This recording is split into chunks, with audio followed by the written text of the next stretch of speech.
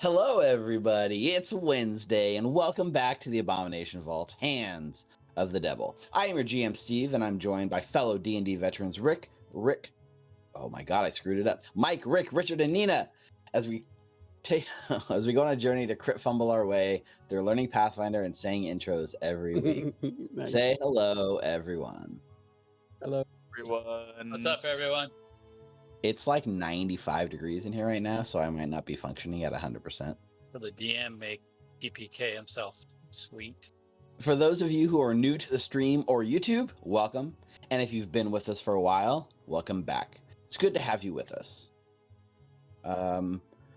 We are testing, just as a heads up, we are testing some new tech tonight. We shifted around some of the responsibilities and stuff. So if you see anything going weird on your end, let us know. We're hoping things go smooth, but we're gonna roll with it if something goes wrong, right? So I'm looking at you, Rick. Yep. Yeah. It's weird to be back on Wednesday because we played on Sunday last week, and you guys were rolling really, really well last week. Yes, we were. Sunday vibes. Sunday. Right? Was it a Sunday thing? Are you guys going to be back to your Wednesday rolls or no? We will find out. You know what? No, I think it was a shift in fate, the turn of the tides. Okay. Here on out. I like that. True. I'd like to believe that you're right, and I hope you are. But I don't know. Speaking of rolling, we'd like to start with a special announcement tonight. This episode is sponsored by the Rollsmith. Hello. Rollsmith is actually our virtual dice of choice, and they are the amazing dice that you will see featured here on our show during our battle scenes. Did you guys actually know, this is actually kind of crazy, but according to a recent CDC study, purchasing digital dice is actually seen as a safer alternative to purchasing real dice. No. Never heard that. I could not believe this. I saw, it was this whole article that came out, really professional. I thought maybe it was a joke. So I reached out to the CDC to get a comment, and they were nice enough to actually send someone on our show to give a full statement. Oh, shit. This is kind of weird. So anyways, here to comment, CDC Associate Director of the Department of Randomness, Dr. Samantha Rosenblum. Thank you. It's nice to be here today. Tell us, Doctor, why is the growing dice purchasing epidemic such a concern for the CDC? Well, it turns out that the average number of dice per household has gone up dramatically over the last 10 years.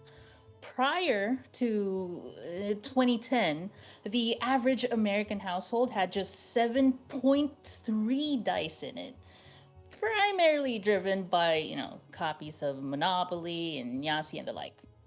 Okay, I see. With the rise of tabletop role-playing games, that number has climbed to an astonishing level of 69 average dice per household.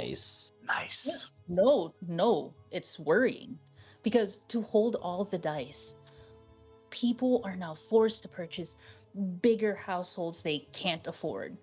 Statistics show that 1 in 3 households are unable to afford their rent or mortgage, and the correlations is definitely plain as day. Buying dice causes people to lose their homes.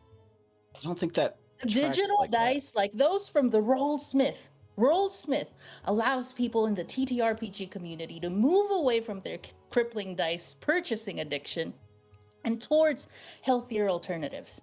As the dice are digital, you get all of the thrill of owning amazing dice without the storage concerns that risk you losing your household. Right.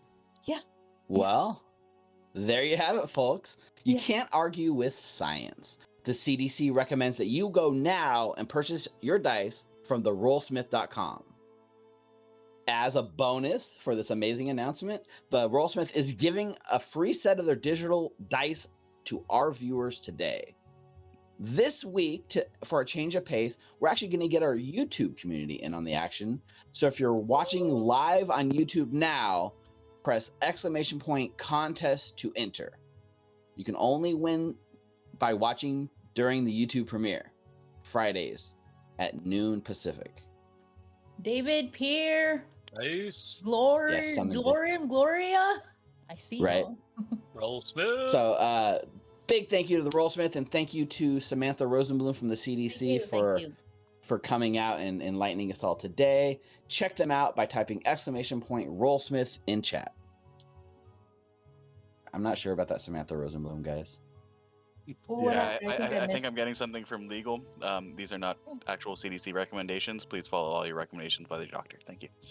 Well, the email came from cdc.gov, but I do see it's GUV.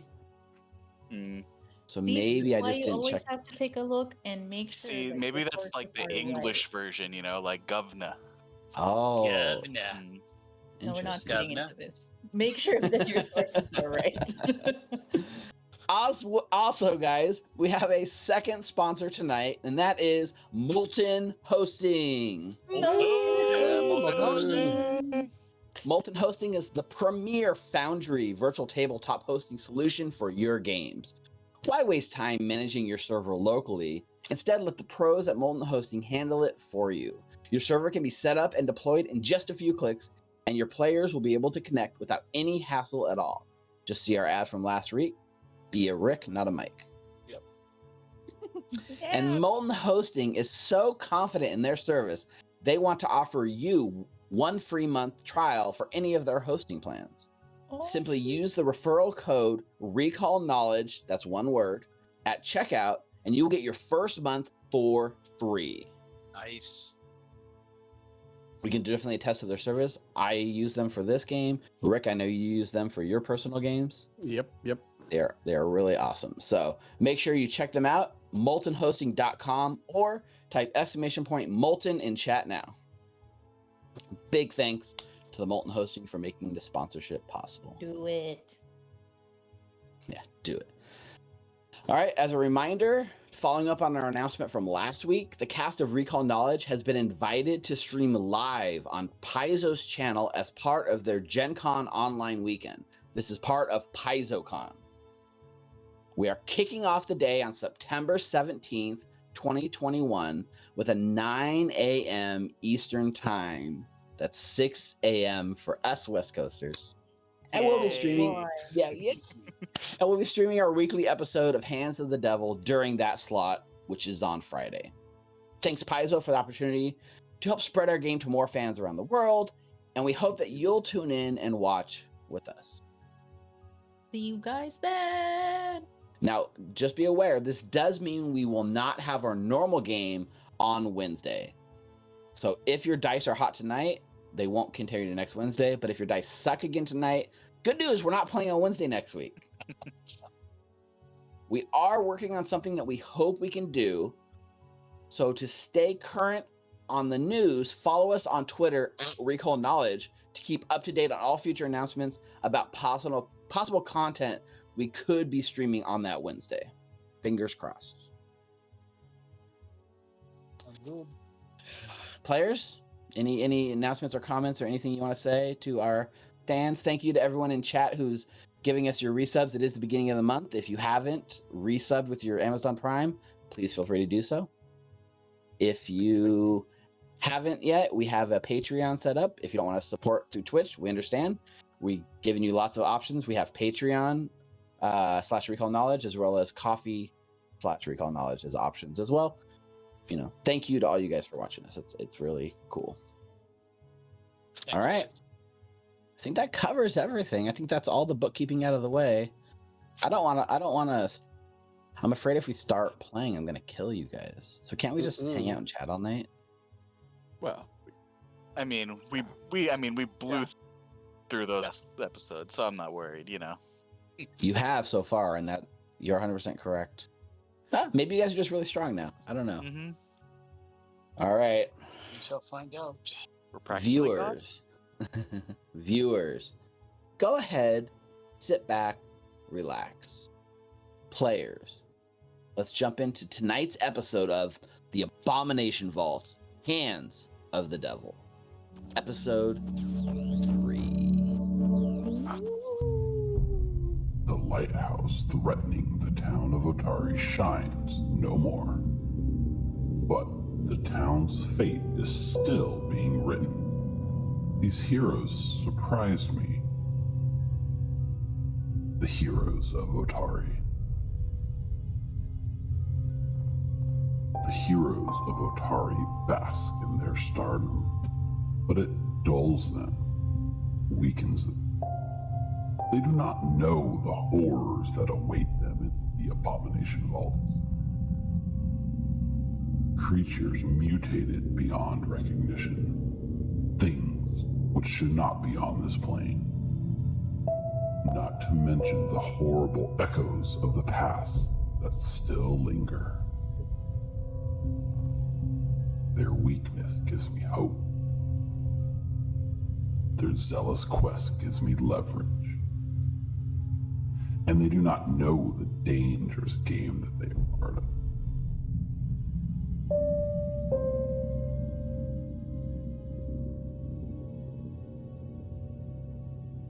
Now they play into my hand.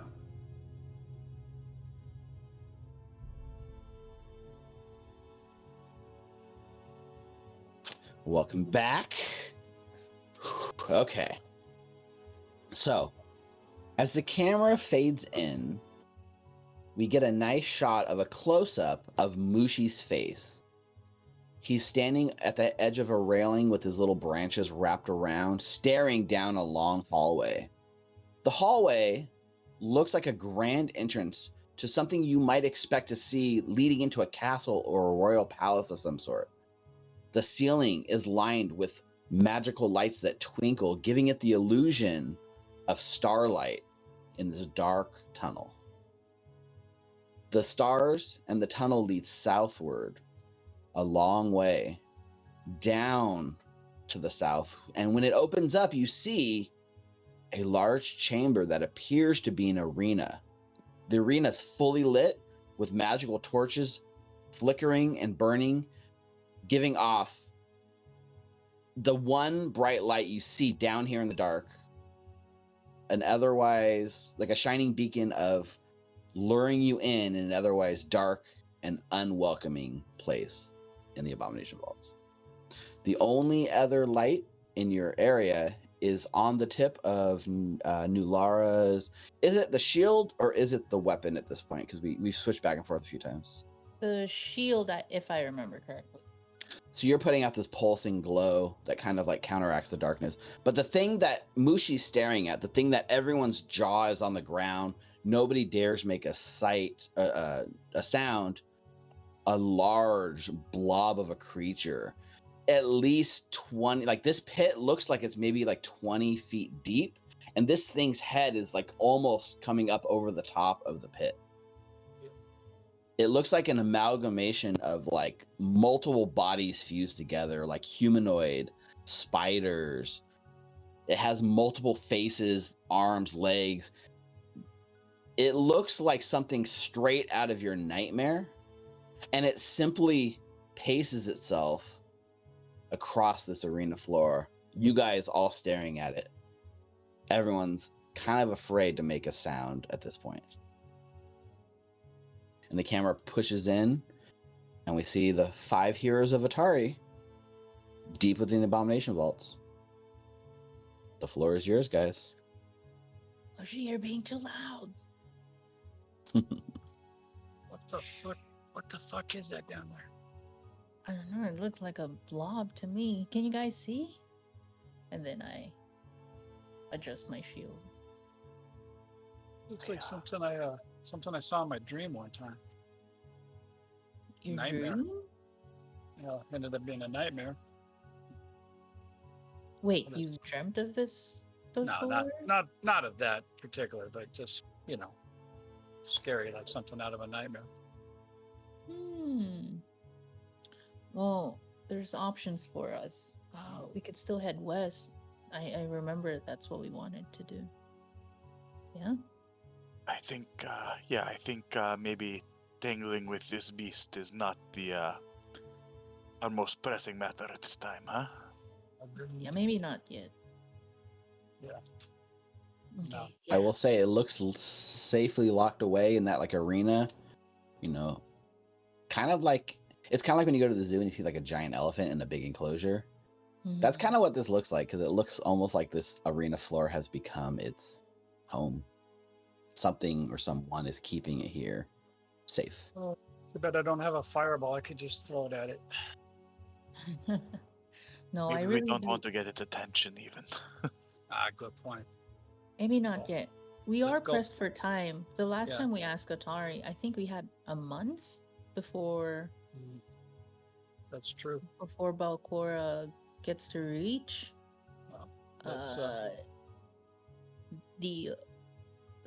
big town, big town. the city. Housetown. The Obel, So- right, pal? No, that was supposed to be in Absalom. That's where the light Absalom. is supposed to go. My parents are there, and I don't want that to happen. So, We won't let that happen to your parents. But I'm not So- going that way. I'm not going over towards that big thing. Let's head west then. Let's get the hell Yeah, out of here. just to clarify too, the 1 month timer that we kind of had talked about before, that was mostly on the amount of time it takes the lighthouse to charge and fire again. Luckily, you guys were able to free Lazda and defeat Volek. So currently the lighthouse is completely out and it's not charging. So that 1 month time doesn't seem to be a sort of like Okay. pressing time anymore. Otari didn't particularly know. He says Belcorra grows stronger every day, like her influence grows little by little. So there is a sense of urgency in that, you know, every day Belcorra gets a little stronger. Not, I wouldn't say it's as hard and fast as saying we have 1 month before Absalom is destroyed. Yeah. You guys have seemingly took out the main weapon of this place, which is the lighthouse. So for now, everything seems relatively secure. Belcorra sounds so easy, you guys. I mean, look at what we did to those crazy exploding zombie things, huh? That's mainly how. He pushed one of them away. Yeah. He was yelling bad things at Mukta, and I did not appreciate it, so he had to go over it. That's quite the power you have there, Hal. I would not want to be on the receiving end of that. I'm sure. Well, we'll find out maybe someday. As we're Yep. walking west, I'm just gonna like look back and ask, like, have any of you guys been on a boat? Oh, Mukta, you've traveled a lot. Have you been on a boat? I mean, I had to take a boat to get to Otari, so Yes, I- Oh. If you do have. recall, I was on that boat by the Drake lair, and I shimmied my way right across, and I Oh, climbed like the out. big ones, a ship. Oh, Have you been on a ship, Hal? I have not been on the ship, never. I just Oh. walked here from Diobel. I probably should have taken the ship; would have been much faster, but probably expensive. Hmm. And Not that any you- ship can dock at Diobel, but you know what I mean. I have so many questions about the Obel. You keep mentioning this guy, like your friend, your childhood friend. Marianne or Jonathan? Both. But I hear Omarion often. Well, more. Hmm. Yeah. Just Jonathan was my childhood friend. He grew up with me in the school. He learned the way from Marianne, you know, to collect things like money from the people who are watching. I mean, the people who are listening to us play music. Wait. So your experience and Mokta's experience could be like intersecting a little bit? Mokta can't play music. I mean, No, well, can you? I'm sure he has someone in his old group that could play music. I mean, I used to sing a little bit with someone I know, but that was years ago. I don't sing anymore. Do you know the Round and Round song? The Round and Round song, not familiar. Oh, maybe I should tell you about it sometime. Why am I talking like this? I don't know. My accent's a bit infectious sometimes, huh? I think But so. I mean, I had to take a ship from. I mean, I had to travel from Katapesh to Osirion, and then take a ship from Osirion here to the island. So. Was it cool? Did you get? I heard that you get seasick sometimes because of the whole motion sickness and. The first time I made the journey, yes, I was not used to it. Right. I thought, yeah, how different could it be? There's big waves in the ocean, there's big dunes in the desert that shift. They're quite different, I can tell you that. You paint a picture of waves and you put a picture of dunes, you look at the pictures, they're the same, huh? Mm-hmm. But in the reality, no, not the same at all. I was quite sick to my first journey here to Otari. I can only imagine. But a few more times you get your, what do the sailors call it? Your sea legs, huh? Sea legs? Yeah, you get the boat that goes... Used to, right. I've never heard of it. You know, after that journey, even like for a few days in Otari here, I still felt like I was still on that boat, you know, walking a little bit sideways, this way and that. Yeah. No, that's very interesting. No, like I said, I can really only imagine. You've never been on a ship then, Nulara? No. I've never been to a lot of places. Maybe we become pirates after this, huh? That'd be cool. So you guys are kind of having this walk and talk through like the floors, right? And you guys kind of head back to the west. If you look north, that's where you guys kind of came, where you were able to pluck that bow right out of the weird little heap of thing and head south to the supply closet. So you kind of come back to this hallway. And the hallway, as it goes south, it descends down like a really steep staircase. And then it goes under like a footbridge. And so you're kind of like, as you're coming south, you're kind of eye level with the footbridge, and then you descend underneath it. And you can kind of see that like this footbridge that goes above you kind of connects back with the main hallway. It seems like this area is this kind of weird sort of like mess of high, low points going up and down around each other. It's become a bit confusing in terms of layout. Mukta, you're like a war navigator, so like you have this like razor tight thing. So as you go under this footbridge and your mind connects, this leads back to the main hallway with this twinkling lights that goes back out to the arena. And it seems like if you were in a pinch, you could hop up and down and maybe get around a lot faster.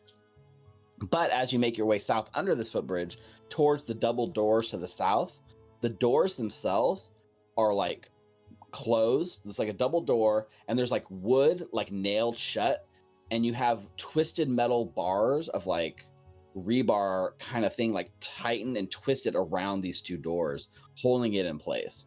So you've kind of headed south, and it seems like the doors are shut tight for a reason, for not a reason, unclear, but the two doors are not that easy to just open. And that's where you guys kind of are, as you're still talking about boat traveling and such. So they're tied with the rebarb and stuff on our side of the door.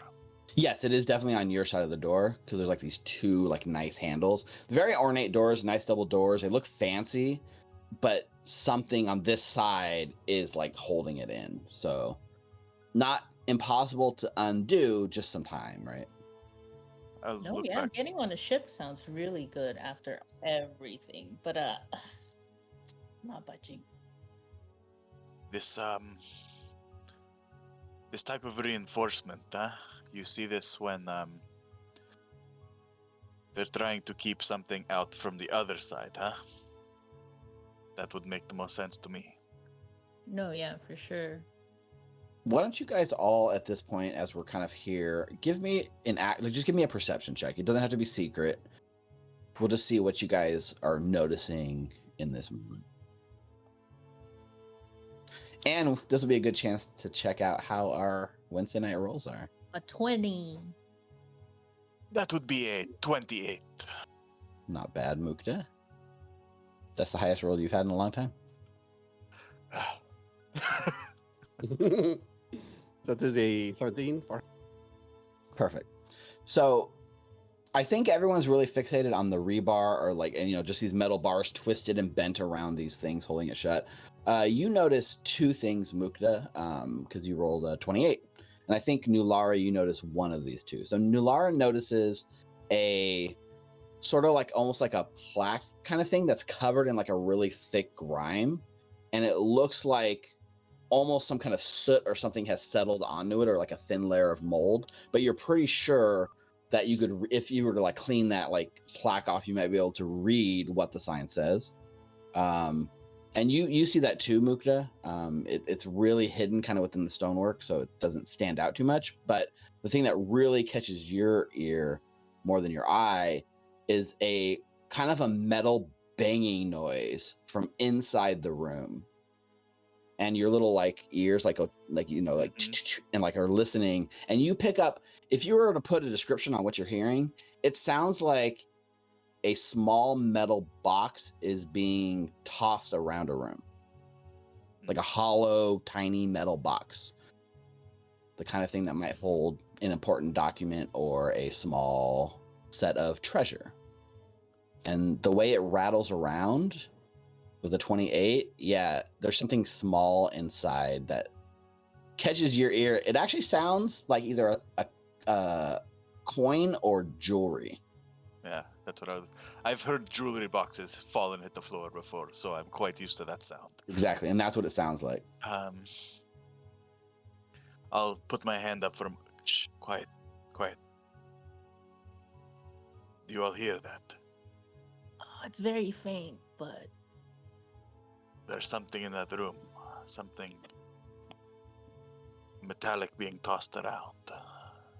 And you hear a small like voice almost on the through the wood and stuff. It's kind of muffled, but it sounds like it's saying like, "It's your fault we're stuck in here." Banging noise. And then you hear a response like a few seconds later, like, "No, you're the one that brought us here in the first place." Banging noise. And every time there's a banging noise, it's that metal box sound you hear. I hear metal. Yeah, what language are they speaking? They are speaking. That's a good. They're speaking Undercommon. oh, All I right. don't understand it. So I turn towards Hal and. You think more kobolds? Of course. Is that a dragon in there, or not so much? I don't think a dragon would be kept in by such paltry security measures. Nulara, do you mind? I can't quite reach. Do you see that plaque? I can't reach it to wipe it. I'm like reaching. Mukta's like reaching his hand up, like. With the edge of my sword, I'll try to gently scrape off the moss. Sure. We'll take it off with my mage hand. Just wipe it away. Oh, that's perfect. Do you want me to take it down? Can I take it down? Is it really heavy? It looks like it's kind of embedded. You can wipe it off pretty easy, but it's embedded into the stonework. It doesn't look like you can dig it out very easy. I will wipe it off before Nulara breaks it in half. But yeah, you can go ahead and wipe it off using the mage hand, and there's this sort of like wiping streaky thing, and as the kind of grime is removed, you see in Undercommon a nice plaque above the double doors that says Elite Viewing Room, VIPs only. Based on the layout, Mukta, it looks like it might overlook the arena. Well, if these are maybe friends of the friends you made down in the other layers, Hal, or I guess up in the other layers, maybe you can talk to them again. Use that silver tongue and sweet music of yours, huh? Maybe play them that Around, whatever that song is. Oh, right around. I think that's probably a good idea. I mean, do they sound like kobolds, or do they sound like like you and me, or Lois and Nulara? I mean, they're speaking Undercommon, so. Oh, so more like you and me. Yeah. Okay. All right, we could go find out and ask them. The librarians, maybe that's another big library. Just my luck to get stuck with the biggest idiot in the world. Bang. Yeah, I was about to say the same damn thing. Bang. I don't know what they're talking about, but they sound like they're arguing. Mm-hmm. I mean, that's My curiosity is quite piqued. Let's find out, huh? Nulara, do you think you can undo these bars? Yeah, sure. Bang. Yeah, you want to give it like a nice heavy like bang bang kind of thing? I If so- actually knock first. Coming in. Bang. Okay. It's more than a bang, right? Because this thing is pretty like there's a lot of metal chunks that you're gonna like The break hilt of my through. sword. Although this place, it's been in such disarray. You feel like if you were to target like the handle part with enough force, especially something maybe not your sword because that might like dull the blade, but like something blunt, you might be able Yeah, to the hilt bust of my it. sword. Sure, yeah. Yeah. So you're knocking and you're bang. So this isn't quiet, right? You do this. There's loud, like echoing. These hallways are very quiet down here, and as you bang, bang, bang, that loud echo just reverberates through the tunnels. Anything down here that might not have been aware of your presence is definitely like alerted, right? And inside the room, the voice is quiet and everything goes like still. But a couple of hard hits. Cling cling, the like door handle like falls off. You're able to pull out all like the chains and rebar and yank the wood, and the door is free and you guys are able to open it. Here you go. Probably Right. not. Quite artfully done. I give Thank like you. yeah. Yeah, I was gonna offer the whole crafting check to do things quietly thing, but you know, why be subtle? Nope, that is not Nulara. So you take one of the doors and you like pull it open and you peek inside and you see a small sort of like it's definitely in disarray, but there's a small viewing room. The curved east and west walls contain tables with small built-in ovens, wood fragments, heavily dented pewter serving dishes, silver flatware, crystal shrapnel litter the entire room.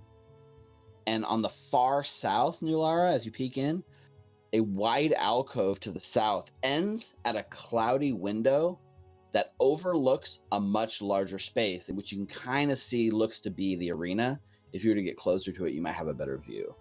But right next to the window, like on the wall, there's like a glowing set of like magical glyphs that just sit there and pulse. And that's all you see. Are there traps in here, Mugda? Do you feel that there's traps in here? Excuse me. Pardon me. I peek my head in. Yep. Go ahead and make a secret perception check, Mukta. Very nice. You peeking in, you give it a once over, you look around. It definitely looks like something happened in here. Maybe a trap already went off or something because this place is destroyed. But no, it does not appear to be trapped. It also doesn't appear to be inhabited. No traps, but no source of those voices either. I'm going to in Undercommon. Anybody home? Hello? I think yeah, so let's see. I'm gonna move you right up because you're at the door. You're like peeking in.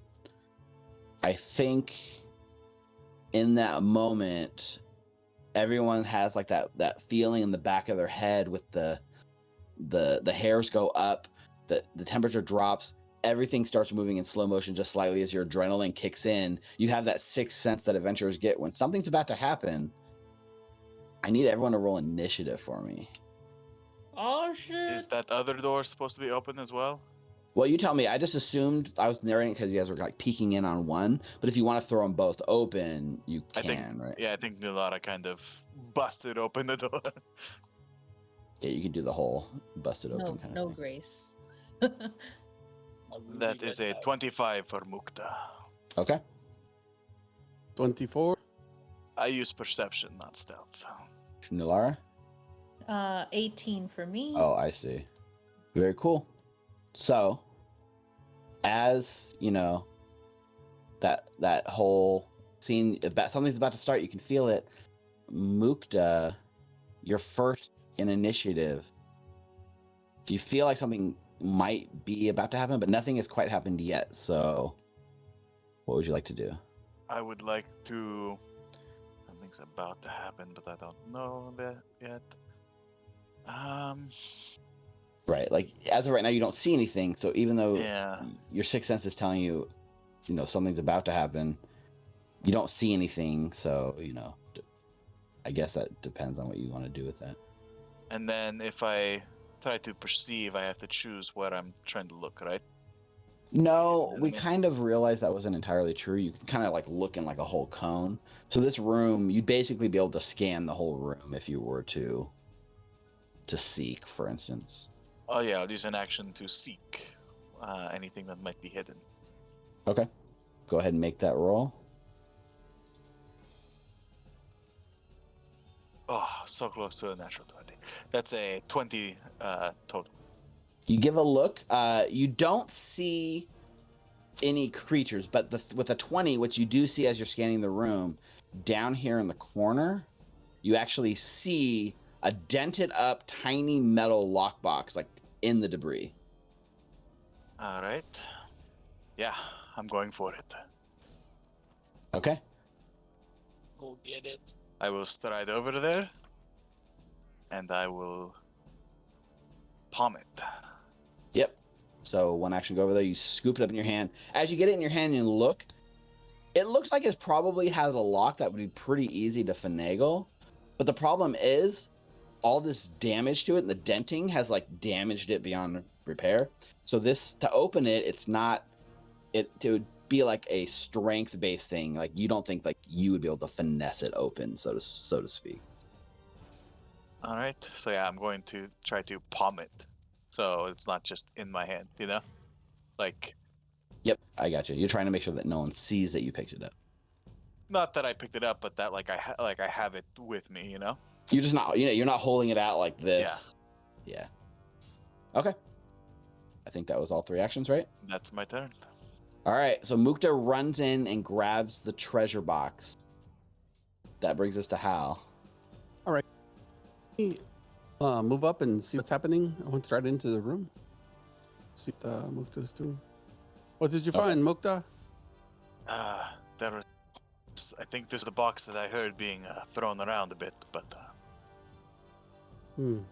Maybe there's some more magic. I will cast a detect magic. Okay. You put off the. Can you put that in chat real quick? I want to see. I know the 5th edition rules for detect magic. I'm not sure. Let's see. It doesn't say. I mean, I guess with the emanation, right? It just goes out. I'm trying to see if anything. You pick up. I think what you pick up is a sense of enchantment magic coming from something in Mukta's hands. I'll give Mukta the Sedai. I don't see any other magic, Mukta. I think everything is okay. then I think we should leave then. Okay, guys, it's good. Come on in. Okay, so that's Hal's turn. At this moment, this is what happens. Mukta, basically, like right next to you, this in the middle of the square, like kind of right between you and Hal, a scary, like spectral face with glowing eyes appears, and it's like floating upside down. So it's like looking at you like from head down, like right, and it goes, "Boo!" and it tries to frighten you. I need you to make a will saving throw.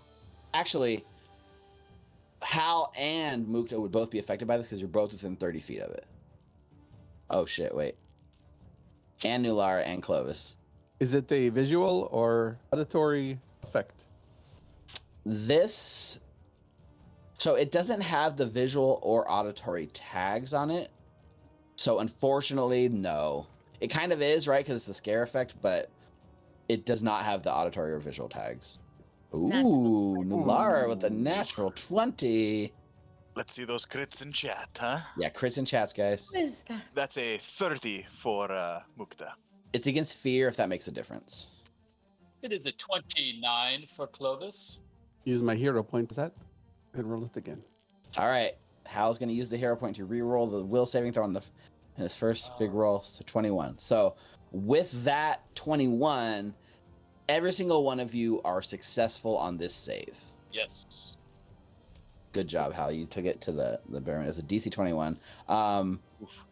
So on a failure, you guys would have been frightened 2. On a critical failure, you'd have to be like super scared. So that does that.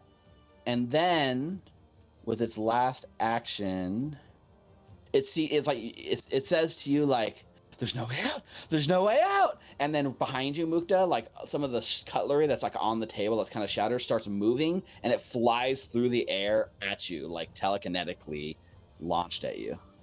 So that's a 31. I think that hits. Not a crit, but it hits. Not a crit. Not a crit. Okay. But a hit. So you take 6 points of bludgeoning damage as you get hit by these blunted like silver things, just hammering on you. Ow. Ow. Honestly, man, who throws a shoe? And then so that's its turn. That's all 3 actions. Over on the other side of the room, like the other alcove, all the silverware and tables start shaking, and it's just a cloud of basically shards of glass, cutlery, broken bits of wood. Every little thing that's there starts creating almost like a cascading tornado, and it shoots out across the room. It's actually going to do an ability called Telekinetic Storm. Ooh. It makes a strike from where it is. It makes a strike against every single person. Oh. But it has a penalty on the strike because it's attacking more than one target. And also, Clovis is going to have an AC bonus because you're behind Nulara. And Nulara, you're going to have an AC bonus because you're kind of behind a corner. Okay. So, let's make an attack against everyone. Let's start with Mukta, because why not? All right. That just hits. 23 just hits? Yes. Okay. Yeah, okay, the damage is the same. So Mukta's going to take 7 damage this time. All right. Hal, does a 30 hit? Definitely hits me. Ouch. Wait, actually, Mukta, does the 23 I got against you, it should have a -2, so it'd actually be 21. Does a 21 hit? 21 does not hit. Okay, because it has a penalty, it actually misses. Okay. So don't take that damage. Does a 28 hit, Hal? Yes. Okay, so you will take some bludgeoning damage. You take 16 points of bludgeoning damage. Yeah. Nulara does a 22 hit. Misses. Okay. And Clovis does a 19 hit. No. Okay. So the storm whips up and something is like just pelting you guys with things. And it's just, it just keeps screaming like, no way out, no way out. Like laughing maniacally as it does it. That's it. That's its turn. Nulara. Are we leaving? Are you guys leaving? Hal just got hit in the face with a teapot, so I think we might need to fight these things. Okay. All right. So first action, I'm going to. I like that visual. I got Teapot. you. I'm going to stride. I'm gonna use the keyboard shortcuts that I just learned.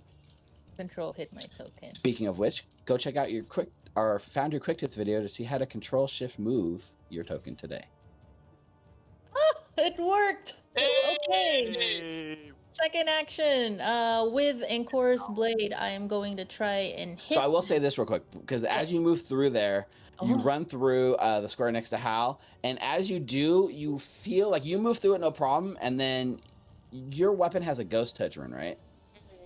So as you move through the square, all of a sudden your weapon like bounces off something, like gets caught as you move through the square right next to Hal. But you can keep moving, right? It's just like you just caught you by surprise, like whoosh, something hit your weapon in that space. Okay, Hal, take over. And then Encore's blade at this lady. Would it be considered flanking? Yes, it would. Awesome. So that would be 20 to hit. A 20 is just hits with flanking. Oh, perfect. So Yep, the for flat-footed damage, that's 13 points of slashing damage. Okay. 13 This is points with of the ghost slashing touch damage. rune. This is your ghost touch rune, right? Okay. So because of the ghost touch rune, it resists none of this. It takes the full damage. Perfect. We're learning, guys. We're learning. Third action, I'm raising my shield. Okay. That's it for my turn. Very cool. That brings us to Clovis. Just drop a fireball. It'll be fine. I don't have it anymore. All right. Clovis is going to take his wand, and I'm going to drop a scorpion right next to that ghost. Okay. So I'm picturing your hands, right? Because I believe you had your staff out. Yep. So what's your action economy? You have a shield and a staff. So what's your action economy look like? So I'll drop the staff and Draw the wand. my wand would be in my little hip there. Pull it out, Yep. and I'm going to cast my scorpion right next to the ghost. Perfect. And that's a 2-action spell, correct? Yeah, 3 actions to pull the wand out and do everything, right? Or Yes. are you only going to count that as 2? No, it's definitely 3. Yep. Yeah, 3 on the first action, right? Yep. So 3, but part of the casting of the spell allows your summon to take its 2 actions. Yeah, that gets 2 actions now, right? So it's going So to all of a sudden, what does that look like, right? You whip out a wand. You just got this like in the last room you guys were exploring. So this is your first time using it. First time using it, not really sure what's going to happen. And I'm thinking of a scorpion. I point it, and to my surprise, a scorpion appears. I'm still kind of in shock, like, what? Oh, shit. This thing works. Very cool. And it appears right next to this ghost. Yep, and I'll take a I picture hear of that. that. Alarming, look out, they've got scorpions too. 22. A 22 will hit. Nice. 9 points of damage. Okay. 9 points of damage. As the scorpion kind of swings through it, it does not have a ghost touch rune. It's resisting 5 of that damage. Actually, because this actually resists 10 damage, and your 9 damage does nothing. Damn, without a ghost touch rune. I am sorry. You swipe through the ghost doing nothing. Oh, I can't do anything else. I'll take my stinger attack for 19. Okay. 19 just misses. That's with my -5, so. All right, so that says 2 turns. Okay. Very cool. Top of the round. Mukta. All right. 1 action, I quick draw my rapier and strike against this spirit between me and Nulara. Go for it. It is flat-footed. All right. I did mark it as that, so it should. I'm going to use a hero point. Please do. That's a 16 pre-hero point, by the way. Oh, geez. That is Oh a my 16 as well. This is not Damn. Sunday. Wednesday is not No, Sunday. manifest it. Manifest the Sunday rolls. Okay, but so your first attack misses. Yes. All right. For my second action, do I want to risk it?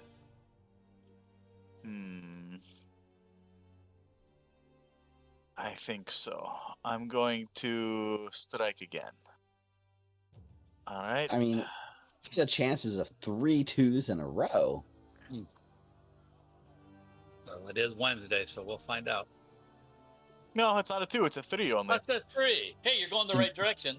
Improvements. However, a 12 misses. All right, and then for my third action, I will aid Nulara by feinting attack on her turn. Very cool. Nice. Awesome. Great. There we go. Hal. It doesn't look so good. I'm going to get the hell out of here. If you need me, I will be in the hallway, and I want to attempt to stride back this way. Can I get out? Did you close the door? So here's what happens. As you step away, another giant teapot from the other side of the room. Actually, this time it's like a whole like stool. Launches out at you as you try to move. Oh, an attack of opportunity. That is a 26. I'm guessing that hits. Mm-hmm. Okay, just checking. I don't know. You guys got crazy ACs these days. This one's only for 8 points of damage. It's not a crit, so it does not interrupt your movement or anything. All right. I will continue to move out the room. Yep. I will do a lingering composition of Inspire Courage. Okay. Do my performance check. A 23. Nice. That's a success. 3 rounds. And I will do a lay on hands for myself. Because that hurt me really bad. Or how? That's what, 18 healing now? Wow, that's quite a lay on hands there. Oh, that's really good. It also gives you a +2 status bonus to your AC for 1 round, right? Mm-hmm. Good to know. Keep that in mind. That is my turn. All right. First thing, between the two of you guys, the little poltergeist thing that you guys have been wailing on just like whoosh, goes invisible.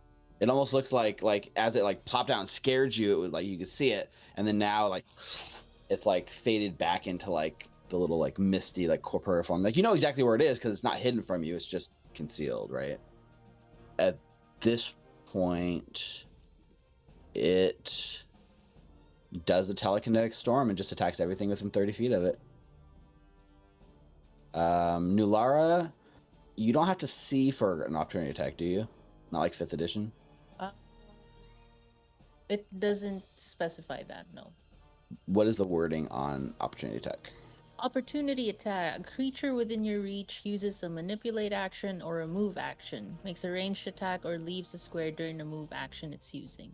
It absolutely is. So, would you like to use your reaction to attack it, or do you want to save your reaction for a shield? No, I'll attack it. Okay, let's start with the DC 5 flat check. Okay. So that would be You have to roll a 5 or higher. 6. That's what you need. Oh, just makes it. I gotta double check. Yeah, I'm gonna say I already said 5, so that's Yeah. fine. So go ahead and make the attack against it. Question: would this trigger my reaction to aid her? Ooh. Yeah, I mean, you're trying to feint to aid Nulara, and she's doing it now. I would allow that, yeah. Make that deception check, Mukta. 20 is what you needed, so you succeed. So you give +1 to Nulara's check. Okay. So that would be hero point. This Hero one. point. That was a natural 1 for those of you who Yeah. can check at home, but we're gonna hero point it. 32 to hit. Ooh. 32 between. So technically a 33 with Mukta's aid, or is that? Or that already includes the +1. Already Okay. added the aid Is that a bonus. crit? Would it still be flat-footed between us? It It is. technically is, but even without it, yeah, that's a crit. Sweet. Yes. So go ahead See those crits in and chat. give us that crit. Oh, not the That's greatest. a damage. crit. More than a hit. 16 points. You do of have the Ghost Touch damage. rune, so it takes the full damage. And since it was a crit, you actually interrupt his action, and his Telekinetic Storm does not go off, burning 2 of his actions. Nice. And then let's see, what does he do here? I guess he's gonna go for it, right? He's like, trap forever, trap forever. And since you've got his attention, Nulara, he like as you're swinging at him, behind you, a teapot flies at you from. This is what happens if Beauty and the Beast is like But a 17 will miss. misses. Just shatters against the back of your like heavily armored body. Oh.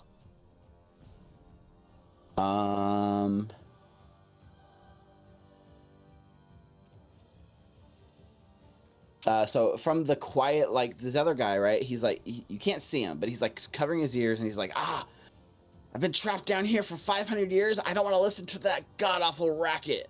And like the telekinetic storm starts reverberating in the room, but this time instead of hitting everyone within 30 feet, the whole storm comes out, shoots up the hallway, and just funnels right onto you, Hal. Oh, what? No. So makes a telekinetic strike against only Hal. That is a 28. You are flat-footed against him because of you don't see him. So technically it'd be, I don't know, what's your AC? 22. 24. So no, you are fine. You hit, but you're not a crit. Hit, not a crit. Not a crit. Not a crit. But because he's doing all this whole storm onto one person, the damage actually increases. So you take 24 points of bludgeoning damage. Oh, shit. Where is this? All right. person? 42, 38. Okay. And then that's all it does for its turn. Nulara. So knowing where she is, or still having an idea where the ghost is, I'm gonna try and hit it again. Okay. D20. Yep. Flat check. DC 5 flat check. That's a 2. So you swing, and like because it's invisible and you can't quite see it, it just your ghost touch room catches nothing but thin air. You miss. Okay, all right. Second attack. Using 2 actions with a power attack to try and kill this thing. Okay. So flat check. Check again. Yeah. Okay. That's That's a gonna 12. hit. Your power Power attack attack. will be at the -5 because it's the second attack of the Yep. turn. Still flat-footed though, right? It's technically, legally, it's flat-footed. Yeah. 20. Does a 20 hit? It does because it's flat-footed. Yeah. Perfect. So that would be 15 points of slashing damage. Okay. So as you cut through it, technically it's like the ghost touch damage, right? Like the slashing ghost touch. Like you slash through, and all of a sudden the ghost the ghostly thing appears as like you see it like bleeding across its eyes, and it goes, "Oh, I just wanted to watch the fight," and then it like falls over and like dissipates, and the ghost is gone. Okay. That's the end of my turn. All right, Clovis. Find where the teapots are being thrown from. Yeah. How bad are you right now, Hal? Hurting wise. So I feel pretty good. I can just touch my forehead and my face, and I will be good as soon as Mukta is done doing what he's doing. So go ahead and help him out. So can't really see anything, nothing in here, so I'll just stride.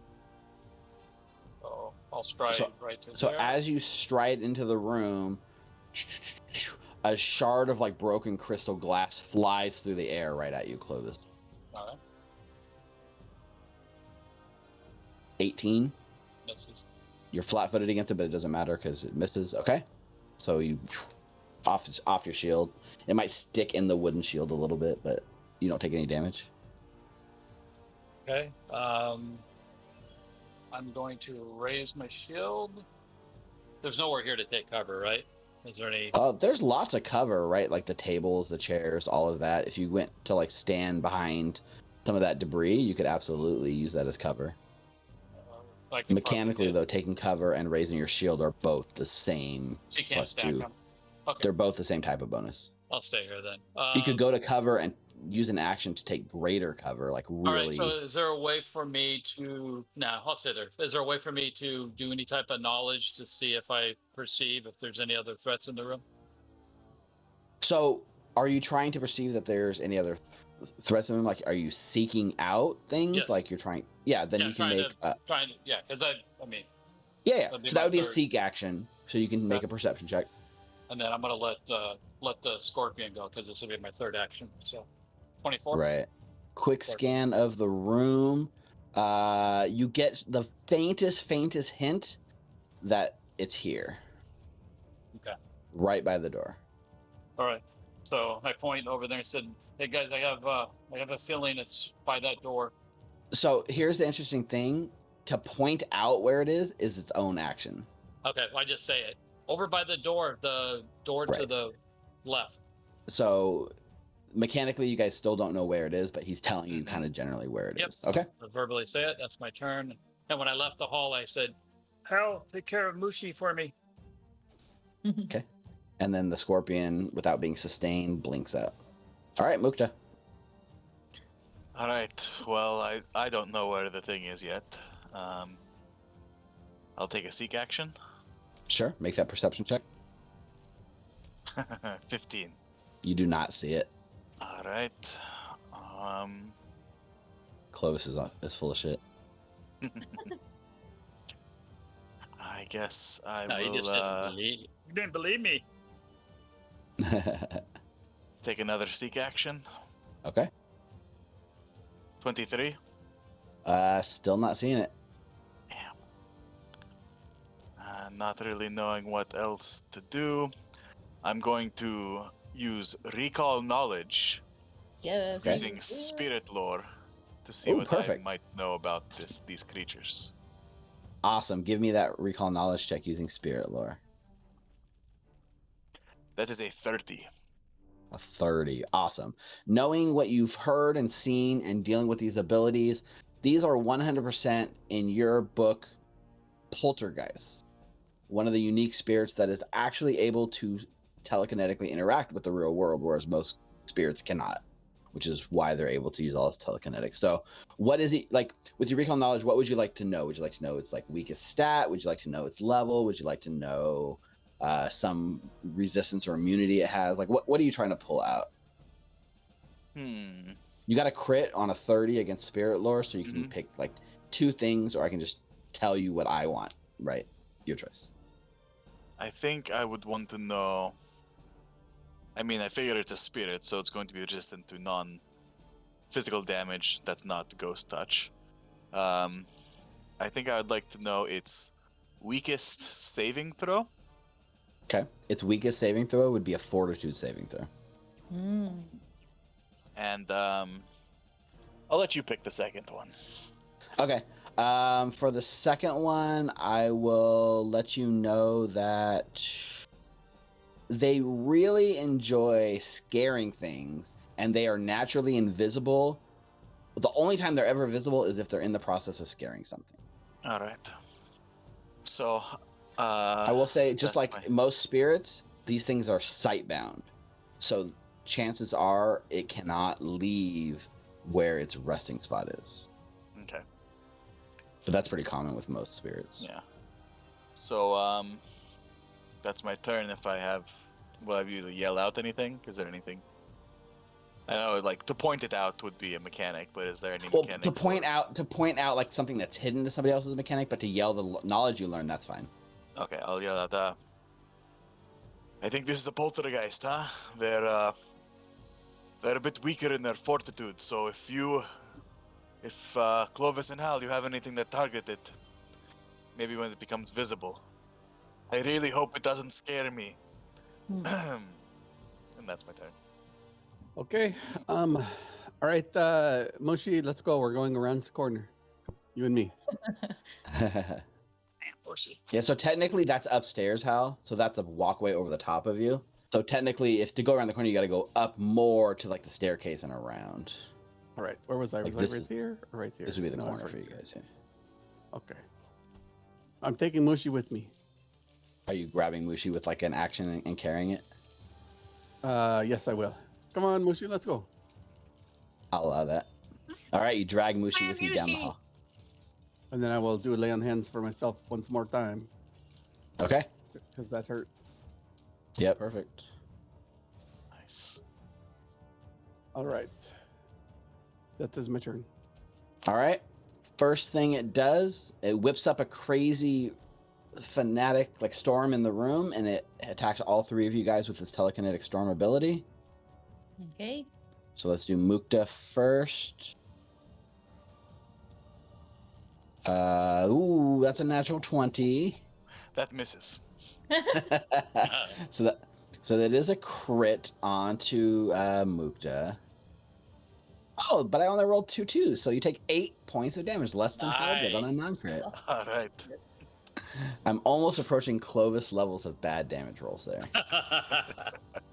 Let's do Clovis next. Speaking of Clovis, That could have been real bad, though. 29. Minus You penalty, are right? flat-footed, so it's a hit, not a crit. It does. It's -2, but Oh you're my also Lanta. flat-footed, so it kind of, yeah. Oh, geez. 22 points on that one. Luckily that was not a crit. And lastly, against Nulara, That would have killed me. 26. Hits. And you take 9 points of bludgeoning damage. Getting Like how pelted and stuff. your crit was the lowest damage roll out of Yes. all of them. That's crazy. So things go in your favor sometimes too. And then with his third and final action, oh yeah, you guys are all immune to its frightened effect for 1 minute, so I can't even try it again. With its third and final action, it's using its telekinetic ability to try to knock the box from your hand, Mukta. Oh.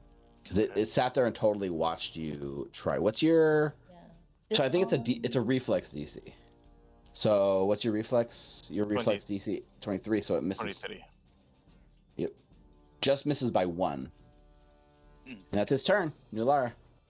You feel it like it tries to pull it out of your hand and you just barely hold on to it.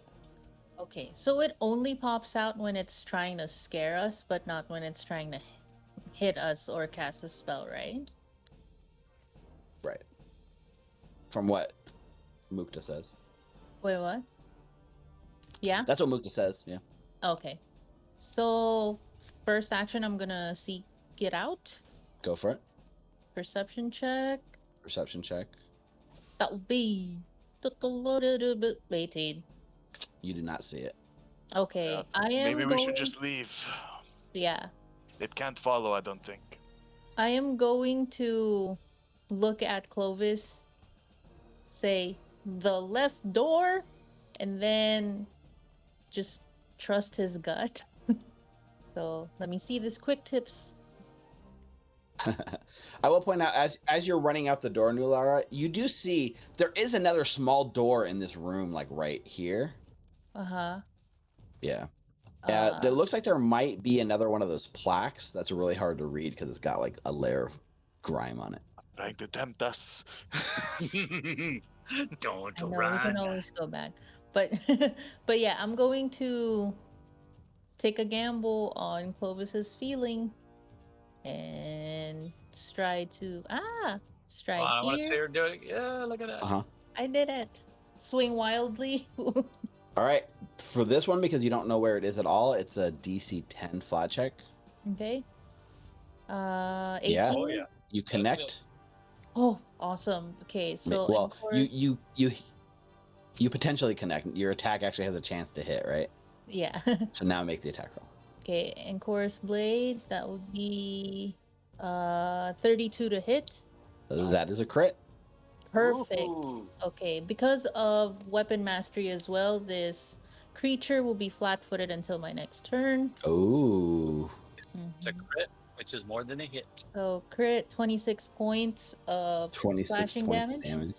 Do I know where I hit it? It's here somewhere. It's on that square. Oh, okay.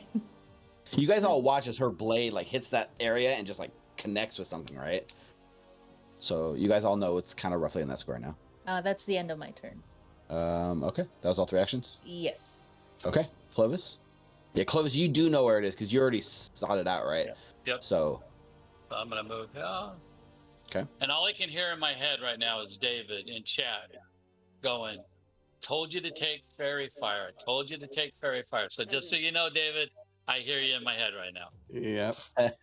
All right. With that, I am going to pull out my ghost touched whip, Okay. and I'm gonna whip it and whip it good. Whip it real good. Okay. Take that strike. It's flat. Oh, that was almost a natural 20. Hero point. So, are you gonna hero point it? All right, hero point it. So first of all, before you roll it, right, you need to roll a DC 5 flat check. DC 5. Okay. Oh wait, You told me I already knew where it was. you do. That's why it's a 5 instead of a 10. Oh, It's gotcha. still invisible. Okay. You notice that Nulara, as he's fumbling with the whip and he pulls it out, it looks really badass and stuff, but he doesn't look like he has a lot of handling with it, right? Yeah, well, your flat check fails, so Jeez. I First wouldn't time. burn a hero point unless you want No. to hero point the flat Nope. check. No, I'm trying to get it out for the first time. I'm freaking wrapped around my arm. I'm trying to get the thing unwrapped. Fuck, Right? how do Did you use drop this the thing? whip? Did you drop the wand or did you put it away? Put it away. Okay. So one action to put the wand away, one action to draw the whip. Actually, so technically it sounds like you've taken 4 actions this turn. I strided. Well, I would have put my wand away before, right? When I was in the hallway. No, I guess I would have still had it in It my takes hand. an action to put it away, right? That's right. Yep. So I strided here. The only way you Right. could do that is if you had dropped the wand in the room. Yeah. So I strided here, dropped the wand, and pulled out my Okay. It's just at your feet. whip. Then. Yeah. Got it. Okay. But unfortunately, your whip attack misses. All right. So drop. Yeah. So dropping the wand, is that an action? Free action if you drop it. Yeah, If I you put dropped it away safely, then yeah. Yep. So All right. that's 2 actions then, right? So I walked, I strided, And you dropped attack. my wand, I attacked, so I'll raise my shield. That was 3 actions already. Attack, stride, and draw the whip. Got it. So no raising of the shield. Mukta. So as you step up to move, it does use a telekinetic maneuver to attack you, which would fine. trigger Nulara to attack it. Yes. So Nulara, DC. You know what? I'm just gonna roll since you hit it. DC 5 flat check. Okay. No. Yeah. I thought it was gonna Oh, be a yeah. natural one. I know. And then you can make the attack roll after that. It is flat-footed against you, remember? Yes. Flat-footed against that's a hit. 25 to hit. Okay, perfect. That's 14 points of slashing damage. Okay. Doesn't kill it, but hurts it really bad. Does not interrupt the attack against Mukta. Mukta, that is a 28 to hit you. That hits. Plus, I'm flat-footed against it, so.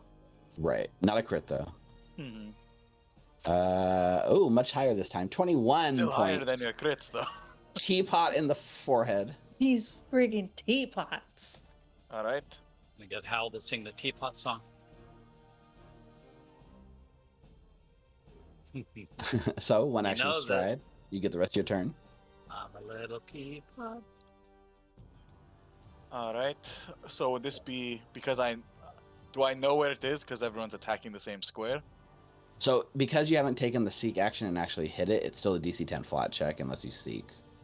Or unless you points it out. I'll try to seek it then first. Okay. Make the perception check. That's a 22. You know it's on that square, but it's hard to pinpoint where it is. You haven't beat its stealth, so it's still hidden to you. I'll just take the flat check. All right, DC 10 flat check. I believe in you, Mukta. Yes. Oh, Exactly right what you on the needed. money. Oh, it's flat-footed. If you need a 10 rolled, call on Mukta. It's flat-footed. All right, and I strike with my rapier. It is flat-footed because of the Weapon crit mastery. that Nulara did. It's flat-footed? How many 2s have you rolled tonight? Holy A lot. crap. Quite a Too bit. many. Yeah, that's a miss, unfortunately. I think that was all 3 actions, right? Stride, seek, attack. Yep. All right, Hal. From the safety of up the hall. I feel a little better. I'm going to re-up since it's the last round, right, of the Inspire Courage. I'm going to re-up it for one round at least. Okay, one more round. That's one action. I'll cast Shield on myself, and then I'll recall knowledge on this thing. All right, give me that recall knowledge check and tell me what skill you're using, and then what are you trying to figure out? Occultism. Okay, occultism, perfect. Give me that check. Basically what it is. Like what is this thing that's throwing teapots at me? Damn it. Yep. Yeah, unfortunately, in the heat of the moment, other than what Mukta's already called out, hard to press to find anything more. All right. That does my 3 actions. All right, step 1. Telekinetic Storm. Nulara, do you still have a reaction, or you used it already? I used You used it when already. it attacked Mukta, right? Okay. Yeah. So, How many rounds? is it just one more round, Hal? Or did you do just a 1-round version of it? 1 round. I don't have any more focus points. No more focus point. Okay. Strike. Let's start going around the room. Clovis. 31.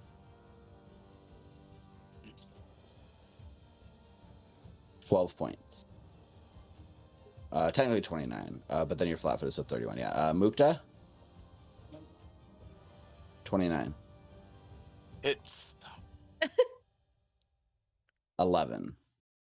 you see Mukta fall to the ground. Oh shit! Mukta goes down at 11 damage. Wow.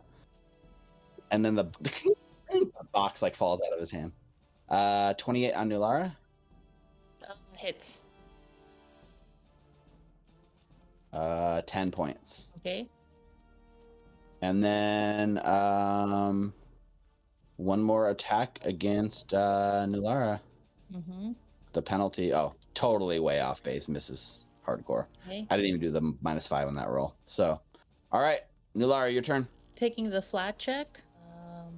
DC 5. Yep, you hit it. 10. 2 actions to power attack. Go with for an it. Orthrit blade.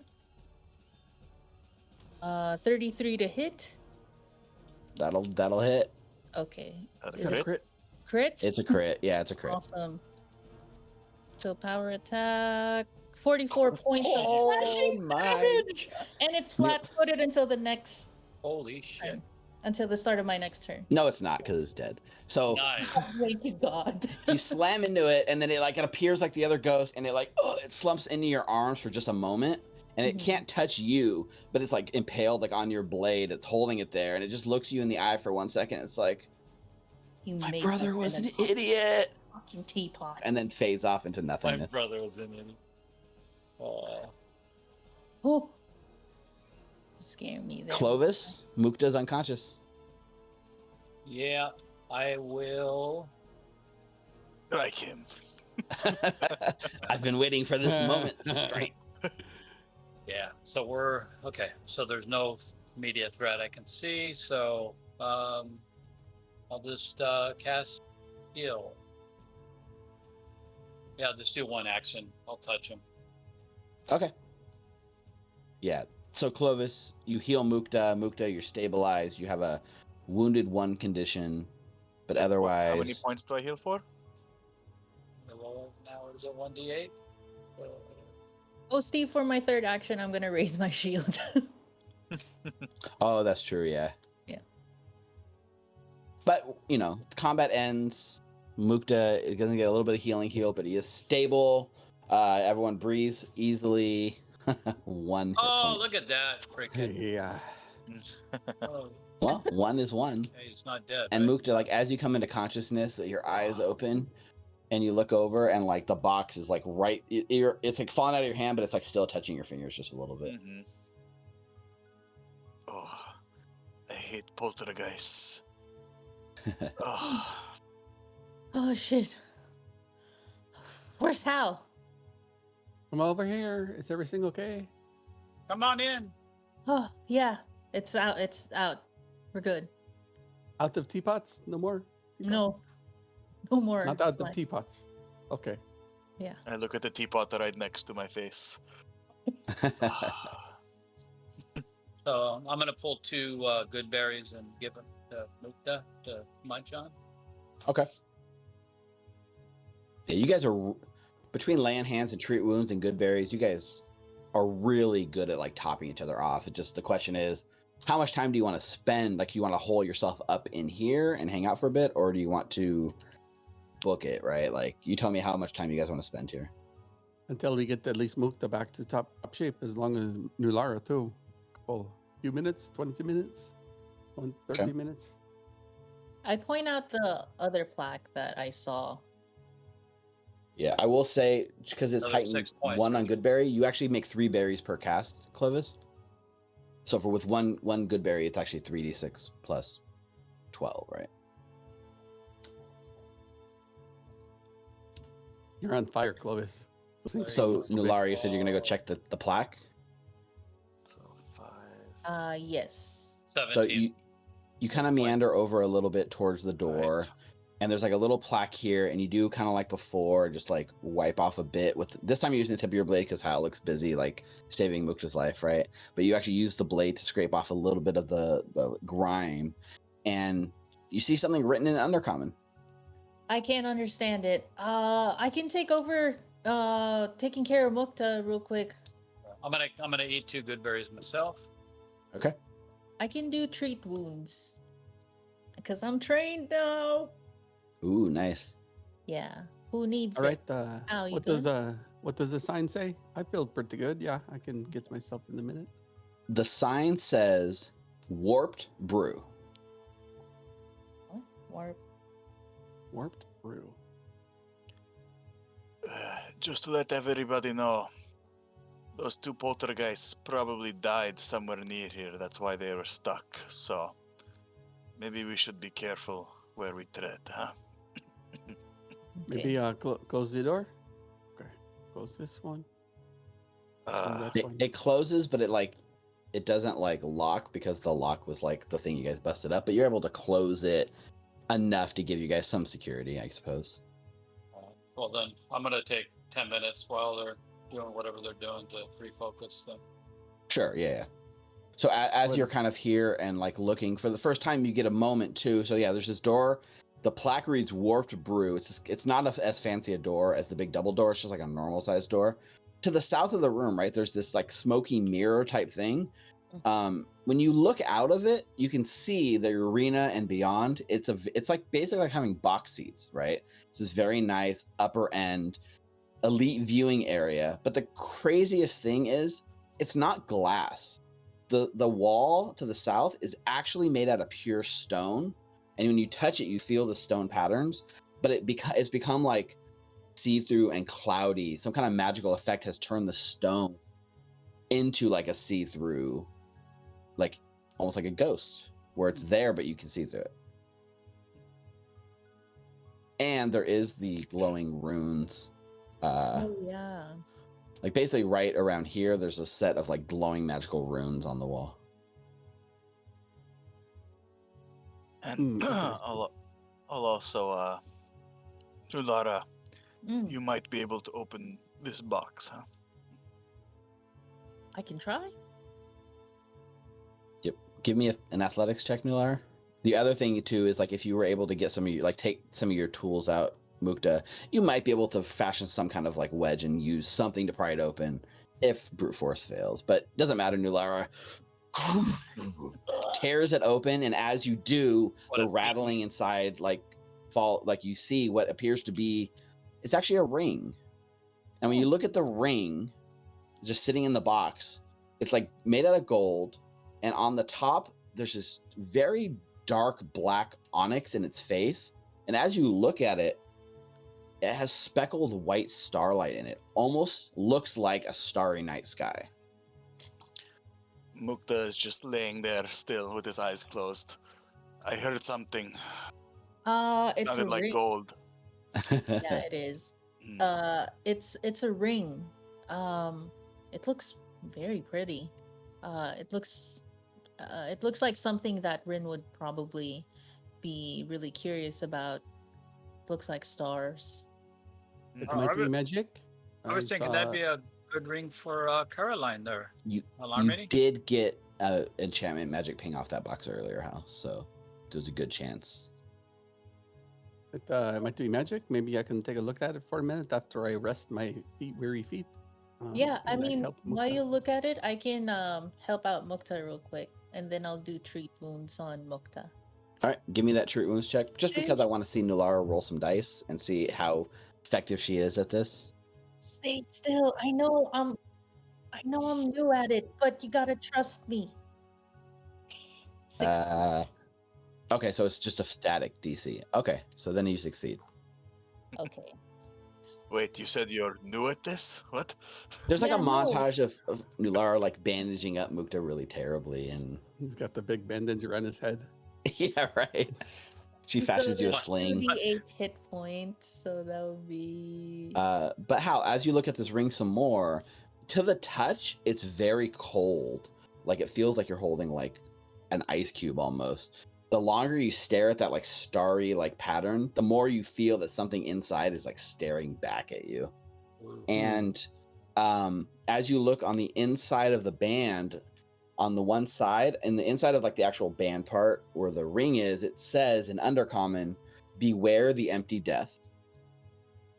And right on the bottom of the stone where like the metal plate backing where the gem is set to, there's a carving of like an embossed skull, like a mossy skull on the underside of the ring.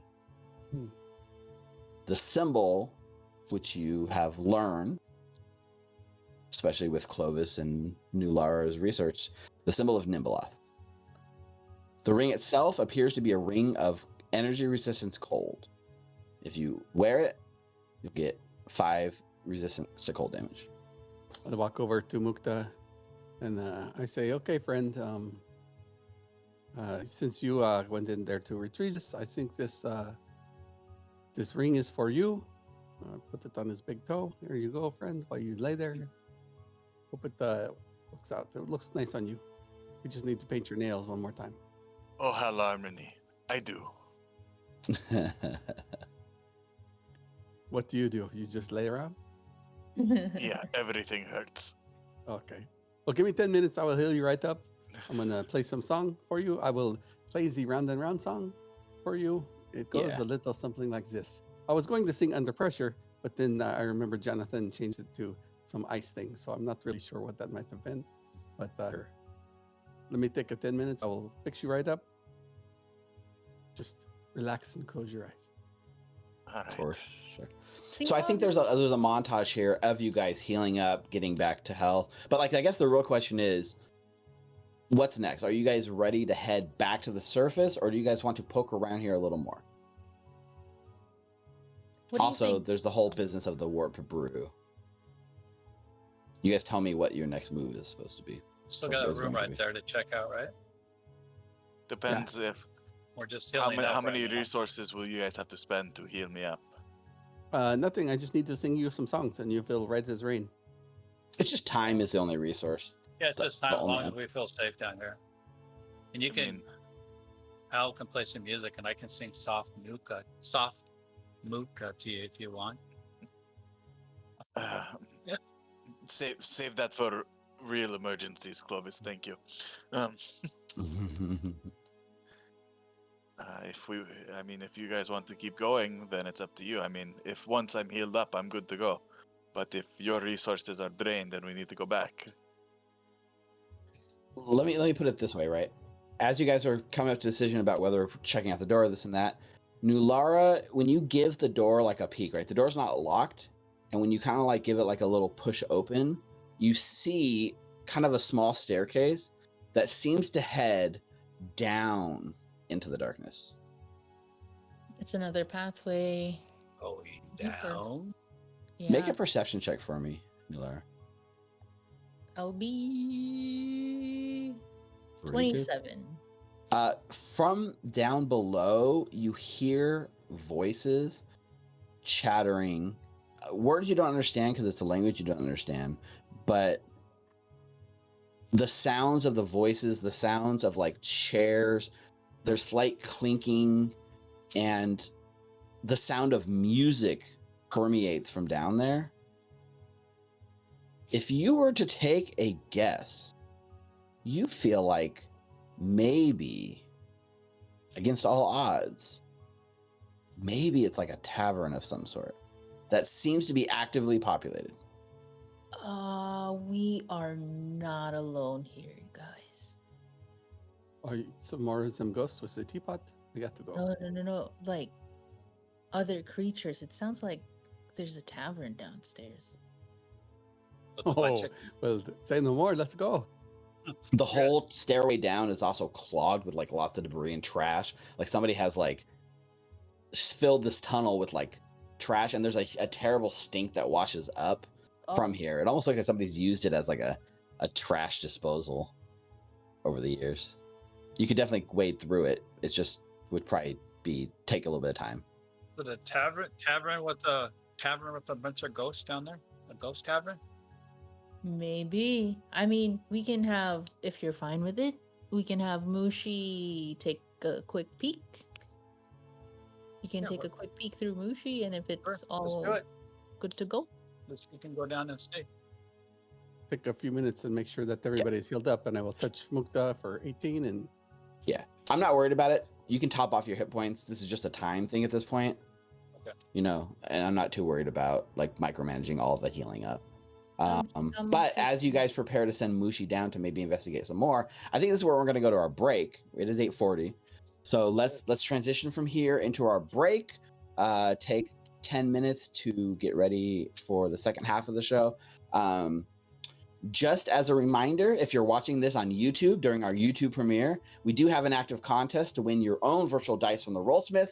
I'm sorry, Twitch, this week it is a YouTube contest in the future. That's weird to think. All you need to do is follow us on YouTube and type !contest in our YouTube chat. We'll be doing the drawing at the conclusion of tonight's episode on Friday. Also as like a small announcement, if you're looking for more ways to support Recall Knowledge, we have launched a Ko-fi and a Patreon. We have more exciting announcements coming on that front in the future. We've been putting stuff up, some previews of things to come.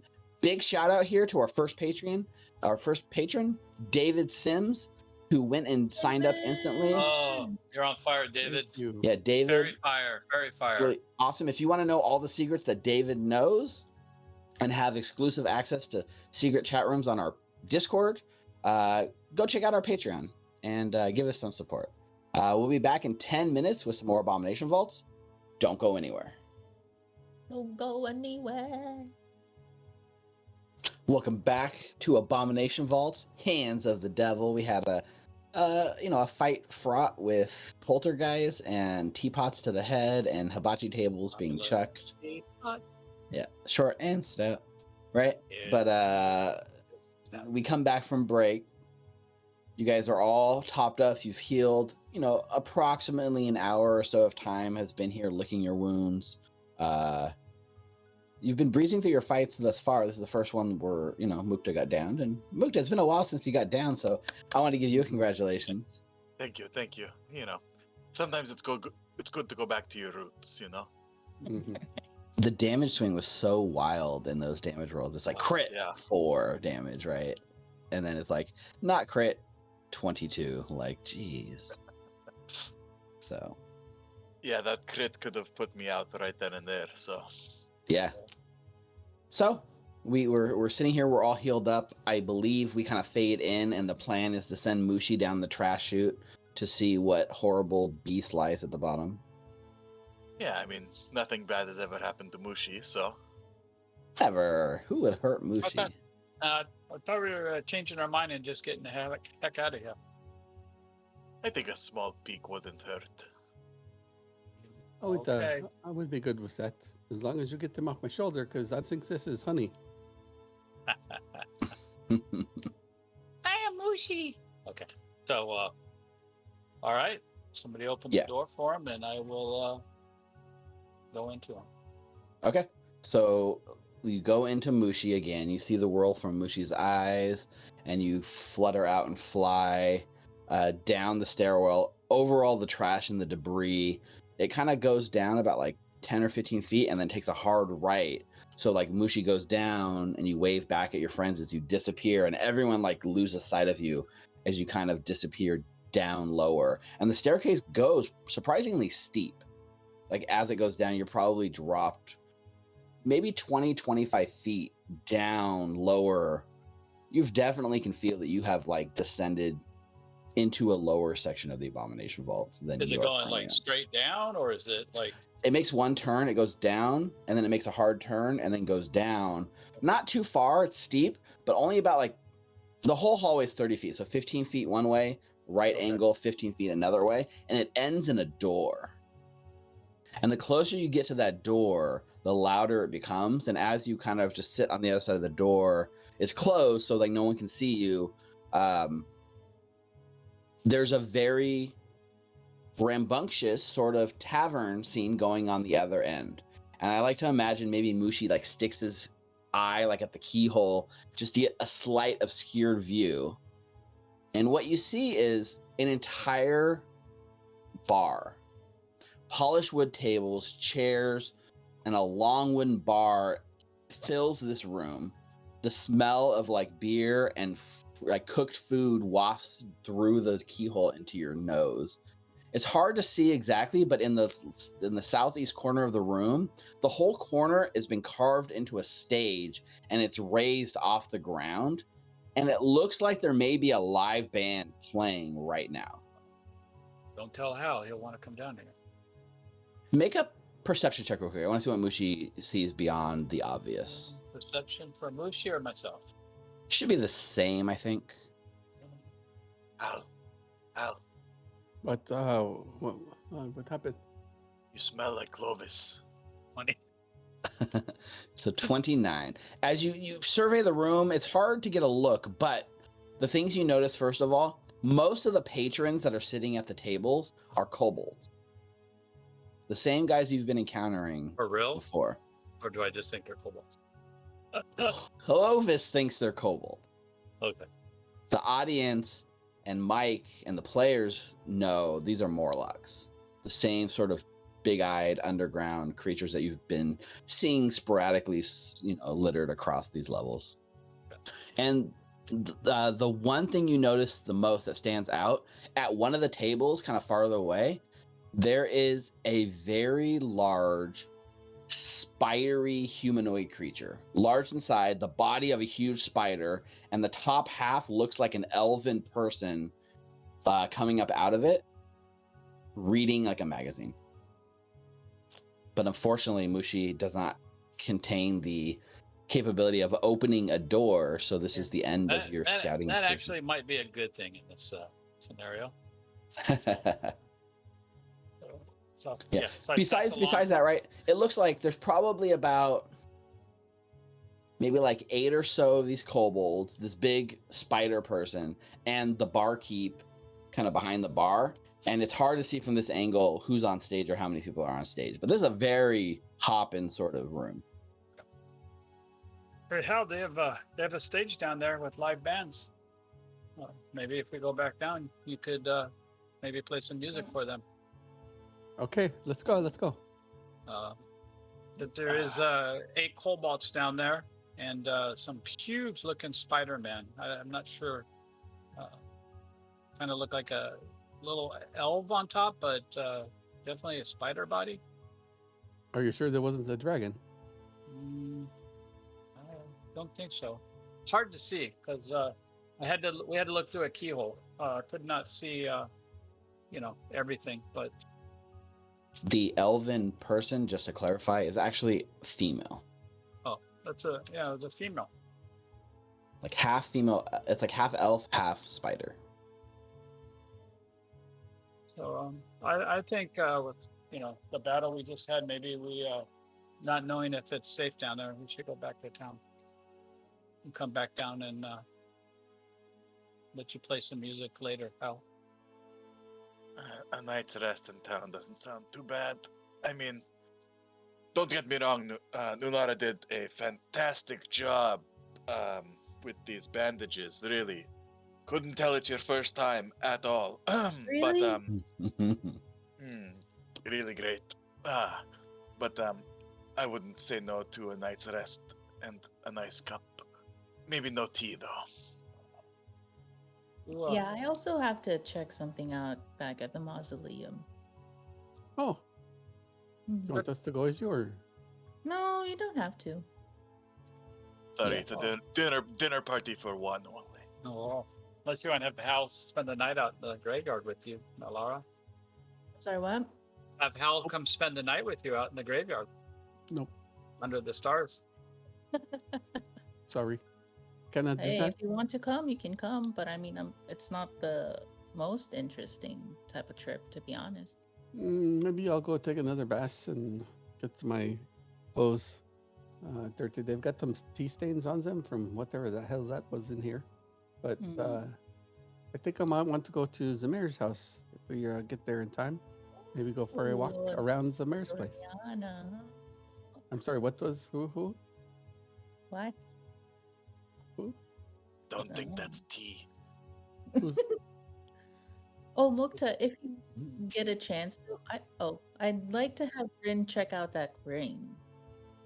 On it, stars. I mean, it looks great on your big toe, but I just for her to take a look at it. Sure. I mean, if it was that heavily guarded, it must have been really important, right? We'll find out, I guess. So there's like this sort of like crossfade as you guys reascend up all of the layers of the Abomination Vaults, back down like the hall.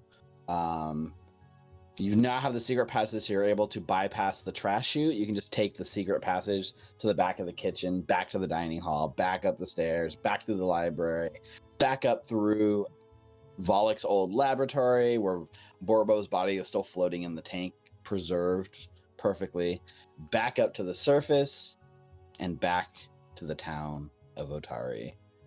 It's still like pretty early. It's still barely like midday as you guys return from your day of adventuring, licking your wounds. So yeah, I think this is a good point where you guys could probably all sort of peel off and have a little bit of alone time or like activities and stuff like that. So I know Nulara, you were talking about wanting to go to the graveyard. So as you guys get into town, the first thing is, right, the road splits. One heads to the graveyard, one heads back to town. So at this point, it looks like you kind of peel off to your own way. And Here's my stop, guys. I will see you in a few. Won't be long. Yeah, we'll see you back in town. Be safe. And so Nulara, we follow Nulara and the rest of the people go back to town. The same thing you've done countless times in your career or your time here. You go back to the graveyard. You're always looking for signs, some kind of connection, and you very rarely get any acknowledgement and definitely no communication back, right? You've been given no guidance here, and you've been trying really hard to get some. This time, however, as you approach the mausoleum, the one you used to spend a lot of your time on, not so much these days, you see a tiny raven wearing a plague doctor's mask perched on top of the mausoleum. You're interesting. And you say that, and you kind of, it turns and it like looks at you, and its head sort of cocks to the side.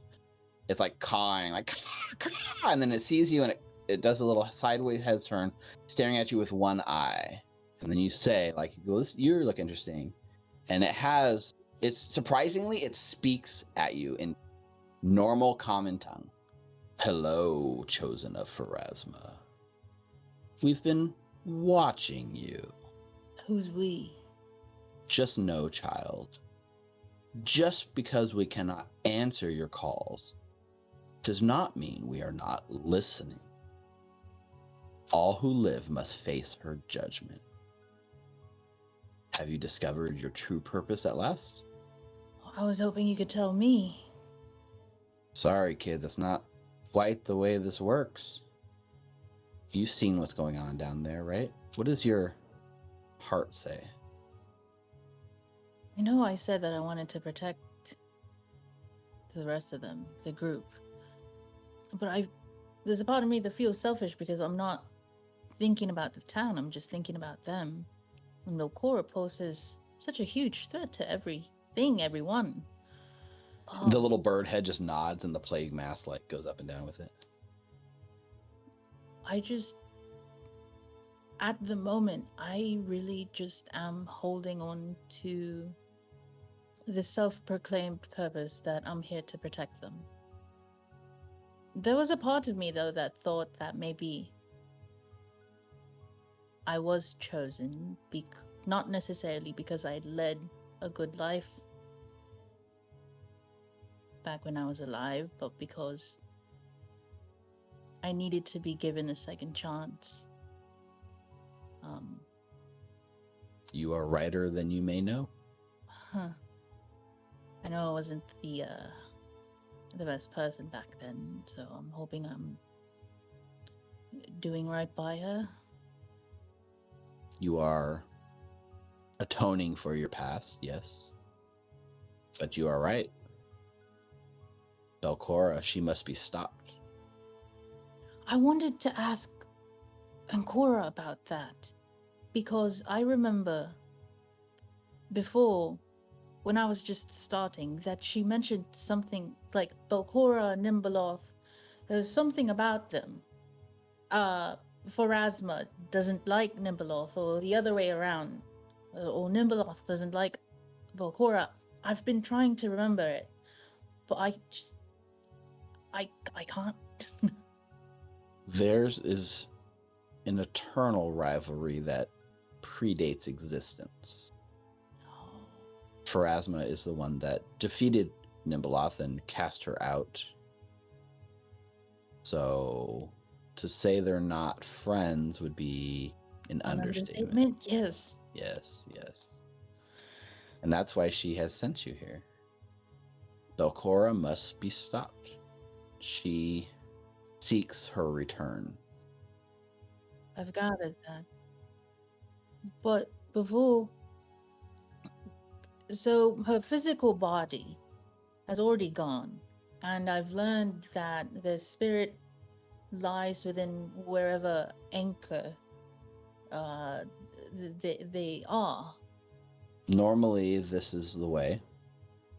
But Belcorra's wicked experiments here have trapped hundreds of innocent souls in these vaults. And her death anchored them to her unfinished business. so I have to free all of the souls that are inside for her to be defeated? Or am I just truly dense and I'm not getting what you're saying? The secrets you seek are contained down below. It is up to you to put the pieces together. Belcorra is like a terrible secret. Left alone, it can fester and cause great harm. But shining a light on it, no matter how dangerous it may seem, is the only way to face it head on. Will you be there when we meet her? Will I feel you? I am but a messenger. Will I feel her? Do you feel her now? I'd like to. She sends something to help you feel her more. And you can see now as he like shifts his weight a little bit, he's actually on the top of the muslin. He's holding something like in his little like claws of his feet, and he kind of like takes off and flies like over your head. And as he flies over the top, he drops it kind of like into your waiting hands. And as he flies over you, he just says, "Pharasma's sands keep running," and that's what he says as he flies off. And as you catch it, you look down. It's a mask. It's stitched together from two separate masks that kind of go down the middle into one. On one half, it's a black mask that's frowning, and on the other half, it's a white mask that's smiling. Huh. I put it on. Yeah. So you take the mask and you put it on, and as you do, you feel charged. Like you feel a bit of energy, and when you like, you feel like basically Ancora's blade calls out to you, and you reach down and you kind of like pull it out, and it has a slight vibration, and just at the edge of the sword begins to glow just ever so faintly. This is brilliant. I wish I knew specifically what this does, but I could always ask. How? Possibly. All right. You know what? I'll keep the mask on and head my way back to the town. So you're like, I'll ask Hal, right? So there's like a swoosh and a cutaway across town to Hal, who's sitting in a nice warm bubble bath, clothes being washed. He's sitting there in the bathtub. You see he's got paper, pens. He's like, potentially, maybe you got an instrument on it, either composing a melody, jotting down today's events. What is it you're doing? You're kind of recounting the day's events in solitude, but what would Hal be doing in this kind of bathtub moment? Matthias cleans his hair and his sap off his shoulder and stuff. He's feeling pretty relaxed. He's writing down his speeches for the mayoral race that he can tell all the people. He's like, I wonder how this would go. Maybe I should make it where I make them want to dance with excitement. Do people like that when a politician? I don't know. Maybe I should ask Inham's daughter, that young lady with a nice smile. She might know. Yeah, I think that's what I'm going to do. And I get dressed and tip, pay for my bath and clean clothes and. So before we get to that, right, you get out of the bath and you go to like put your clothes on. You put one of your hands like through the sleeve, and as it comes through and you get a good look at it, you notice the faintest glow coming out of the palm of your hands. Not entirely unheard of for you with your lay on hands. Mm-hmm. But you do catch that. Just the faintest of glow. I look at my hand back in the front, and then I put it on my forehead like I usually do. I do lay on hands.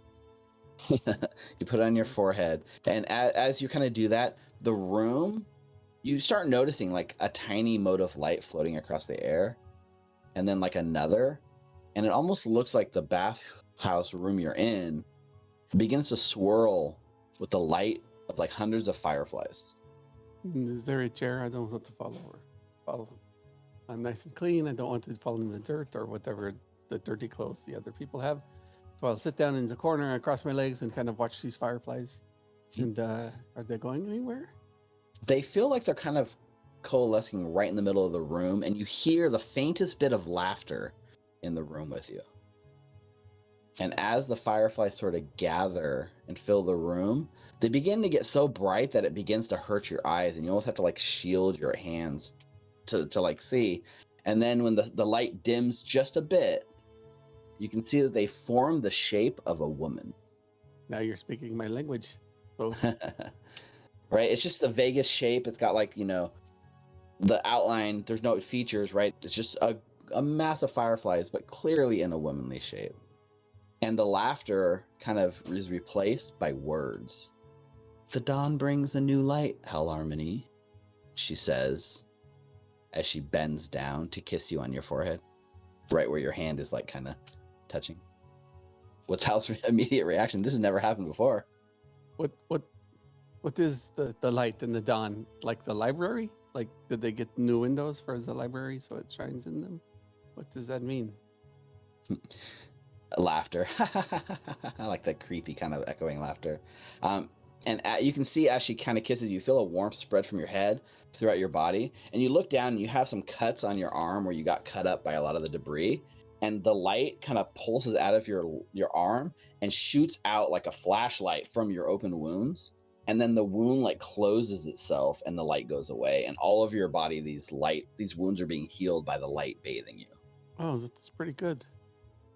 Maybe you can touch me over my heart right here where it has been broken too. You don't get an immediate response. There's not it doesn't seem to be a two-way conversation.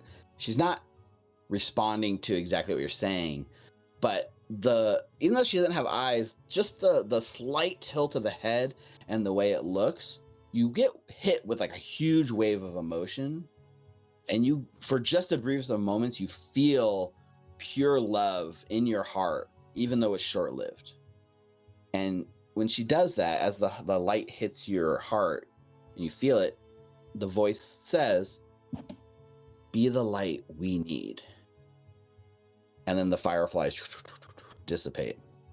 And you look down, the light fades, but you still feel just a mote of that happiness, that love in your heart. It does not go away. I feel pretty good. Maybe I can go share this with some. And I catch the dancing lights around me. So bees the light. Bees the light. I'm going to wear the light all the time. All right. Wonder what that was. Yeah. I haven't even started drinking yet.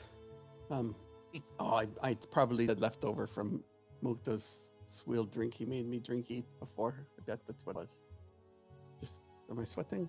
Or is it just the steam from the bass? I should probably get some fresh air. All right, where's the way out? Yeah, and when you say that, like, maybe Mukta, right? The camera kind of leaves you and cuts across. So now we like flash over to like Mukta. So what would Mukta be doing in his sort of like free time for now? Mukta would probably also take a quick bath. Probably not take quite as long as Harmony, but Okay. get cleaned up as well. He likes being clean. Right. And probably go to the Crook's Nook. Okay. Have a drink, see what's up there.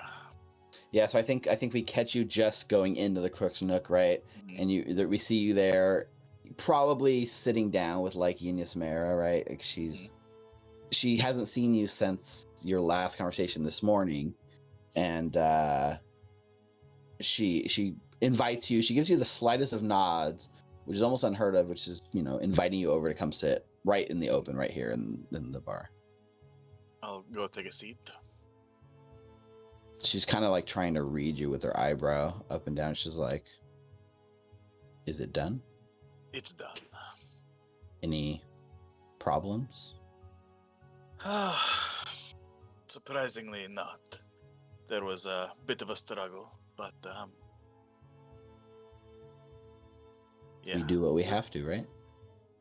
We won't have to worry about, any rabid dogs causing any more problems. Good. Plans are in motion. We should be taking over his shop. Or reopen under... We'll probably keep the same name so that people aren't aware of changes, but it's now under our control. Always good to have a few upstanding businesses in the public eye, Of course. You know how it is. You don't need to make all your money illicitly. Sometimes it's easier to do it out in the open. Of course, and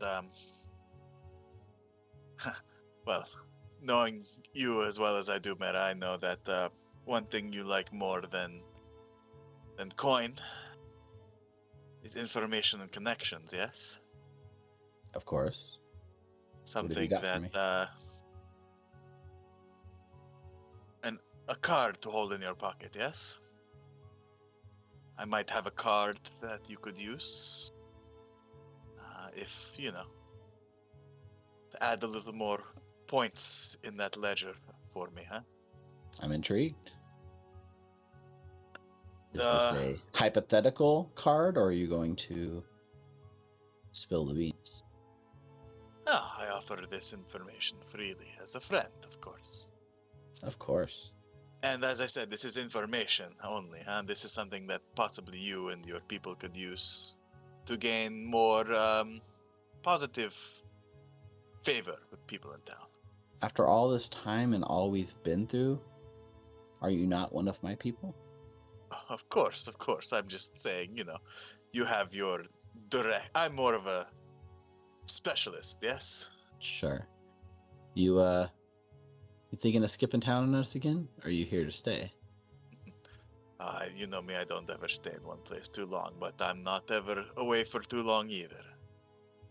You all have such fascinating trinkets and adventures here in your small town. I'll leave the adventuring to you. I'll just handle business. So tell me, Mukta, what do you have for me? The man who runs the markets, what's his name? Kalino. Kalino, yes. The one that goes on and on about his dead wife incessantly. Yes, incessantly.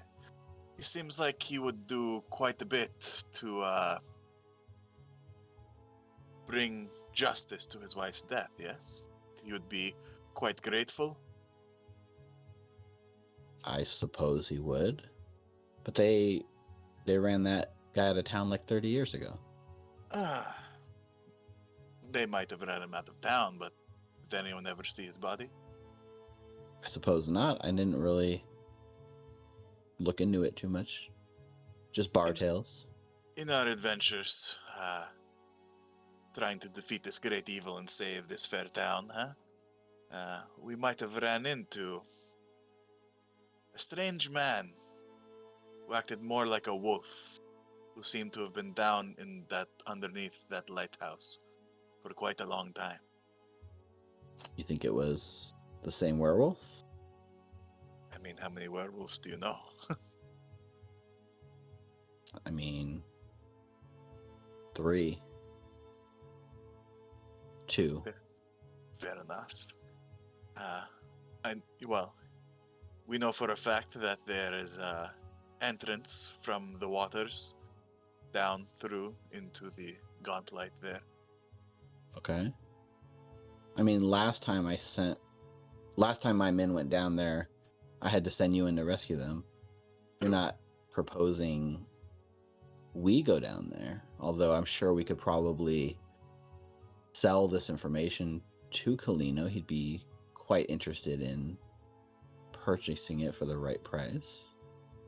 As I said, I'm just presenting this information to you as a friend. How you want to leverage it if you... I appreciate it. As a friend, I have something for you. Two things, actually. First, she kind of goes into her cloak and she pulls out a small vial of very dark purple liquid as she hands it over to you. Mm-hmm. And she says, "This is giant wasp venom.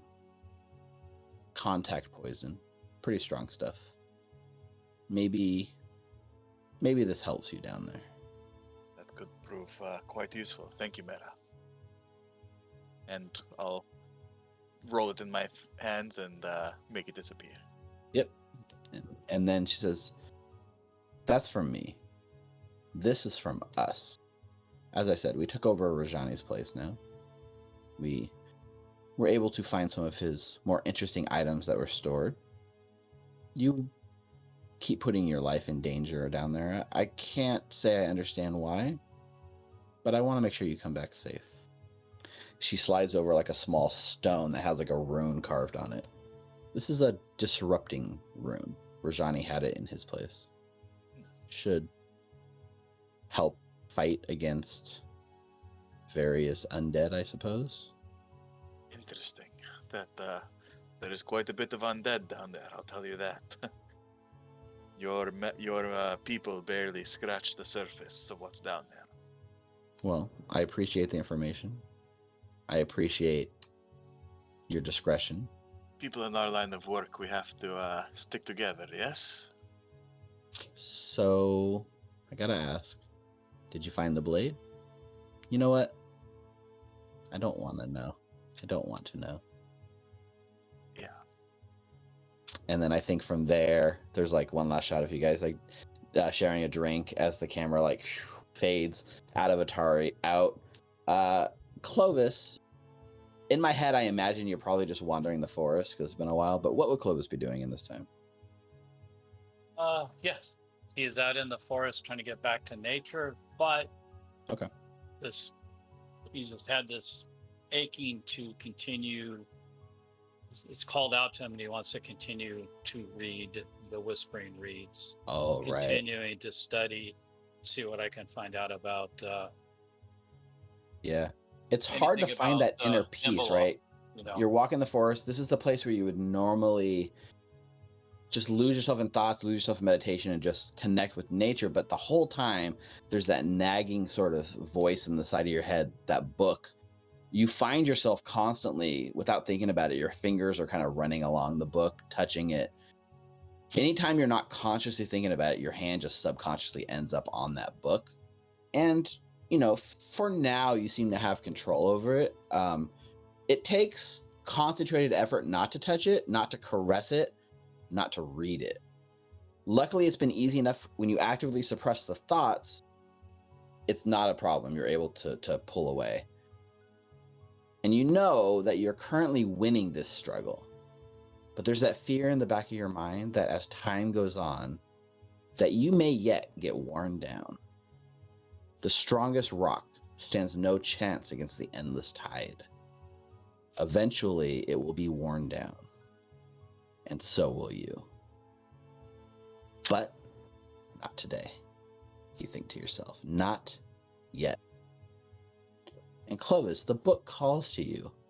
It wants to reveal its secrets to you. It wants to help you. You're sure the answers you need are within. All you need to do is to open and read. What do? I think at this point, Clovis would open the book and would read. All right. So Clovis spreads open the book, the words washing over you, turning the page, story after story, as you begin to delve deeper into Nimbaloth, into the empty death. As you spend this time reading through the book, I'm going to go ahead and add, because you've spent enough time with this at this point, reading it, you're going to get trained in Nimbaloth lore. And I think the thing that you pick up most reading through this story, her followers have this rabid sort of obsession with worshiping her, with making sure her deeds are recorded, with understanding her, with all the adoration and all the worship and the ritualistic sacrifices and everything they do for Nimbaloth. There's not a single story, not a single sign in any of these tales that she has ever reciprocated any of that affection back. It's this weird sort of thing that tugs at the back of your mind. And as you learn this and as you read through the books, can you do me a favor, Clovis? Can you make a will saving throw?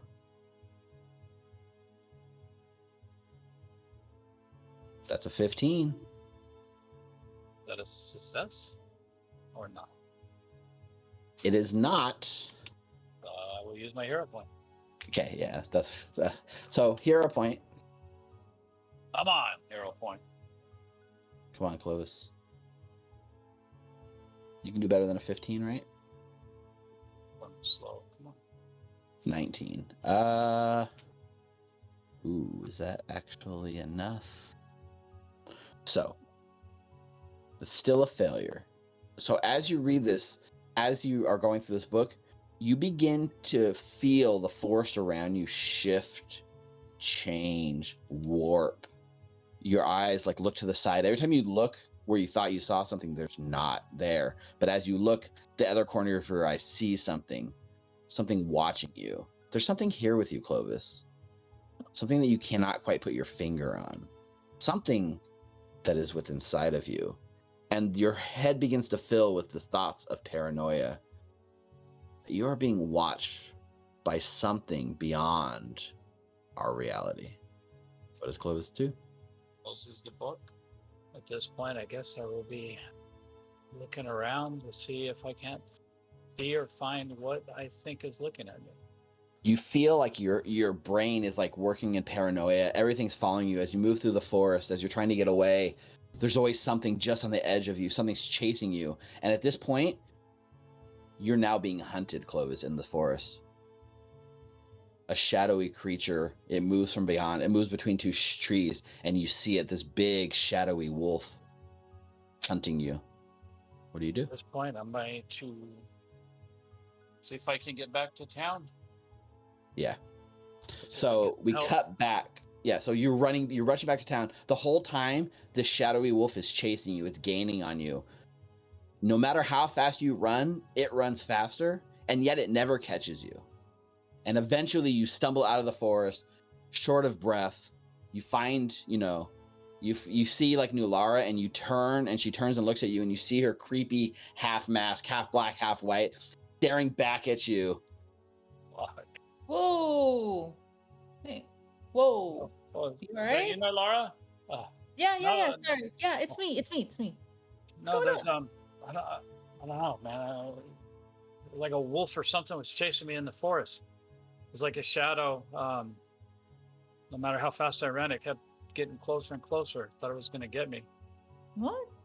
The way he's speaking, Lara, he's like talking to you, and then he pauses and he loses himself in thought for a second, and then he picks back up 2 seconds later, like there was no pause, and he talks too fast, and then there's like a slow pause again, and then he seems to be like something's wrong with Clovis. Did you hit your head or something? What did you do?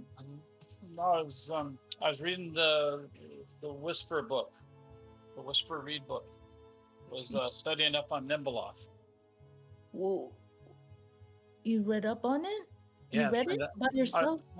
Yeah, couldn't help it. I wanted to find out some info on Nimbaloth, trying to find out how I could stop him. Remember that night when you and I were both studying? I told you what I could do to you if this turns you. I don't want to do it to you. I couldn't help myself. Maybe you should take the book from me. I did. How did you even get it? I don't know. Something's calling me. I must have just took it. Always don't. Let's see if we can get you checked. I think they're in the bathhouse or something. Yeah, and we kind of get like a sort of like cut montage as the group of you guys meet up. Clovis's like crazed mind, his paranoia, it Okay. recedes after a couple of hours and he goes back to being normal. But for those 2 hours, everything is out to get you, Clovis. There's always some shadowy wolf just beyond the edge of your vision that's hunting you. There's nothing there. They're everywhere. What do you mean there's nothing there? Every time I look around, I can see the shadow, and then it disappears. And then the 4 of you guys are kind of sitting at the table. The paranoia is past, giving you guys a chance to reflect on everything that's happened so far. I wouldn't mind closing with a scene. You guys have talked about wanting to go see Rin, and we haven't really had a chance to. So I wouldn't mind closing on a scene of Rin, but I wanted to give you a beat right here to sort of reflect before we go to that. Mukta also, after talking to Yinyas Mera, would have gone and spoken with, spent a little bit of time with Morlibent again. Did you return the Thresholds of Truth? I did. Okay. Very grateful that have it returned. And I'm going to spend a little bit of time just chatting with him. Okay. Yeah, that all happens off camera. You said Nimbaloth lore was trained? Yeah, you now are trained in Nimbaloth lore. I added it. Nimbaloth is, an outer god. It's not a god of our world. It lives in the beyond, in what's known as the Great Tapestry. Always don't turn into a Nimbaloth. Time, space, none of that matters to a being like that. And to even try to understand, like, as little as you can even comprehend about the gods, to try to even comprehend anything about the outer gods doesn't make sense to you, and it hurts your brain. And that's kind of what you have been picking up reading the stories. Okay. Nimbaloth is like an enigma, and 2 stories will tell completely opposite things about Nimbaloth, and yet somehow they're both true in some way. Yeah. It hurts your brain reading these things. So we do a crossfade from this to Rin. So we are sitting and like we see like Rin, like the first thing we see is Rin offering Mukta another cup of tea.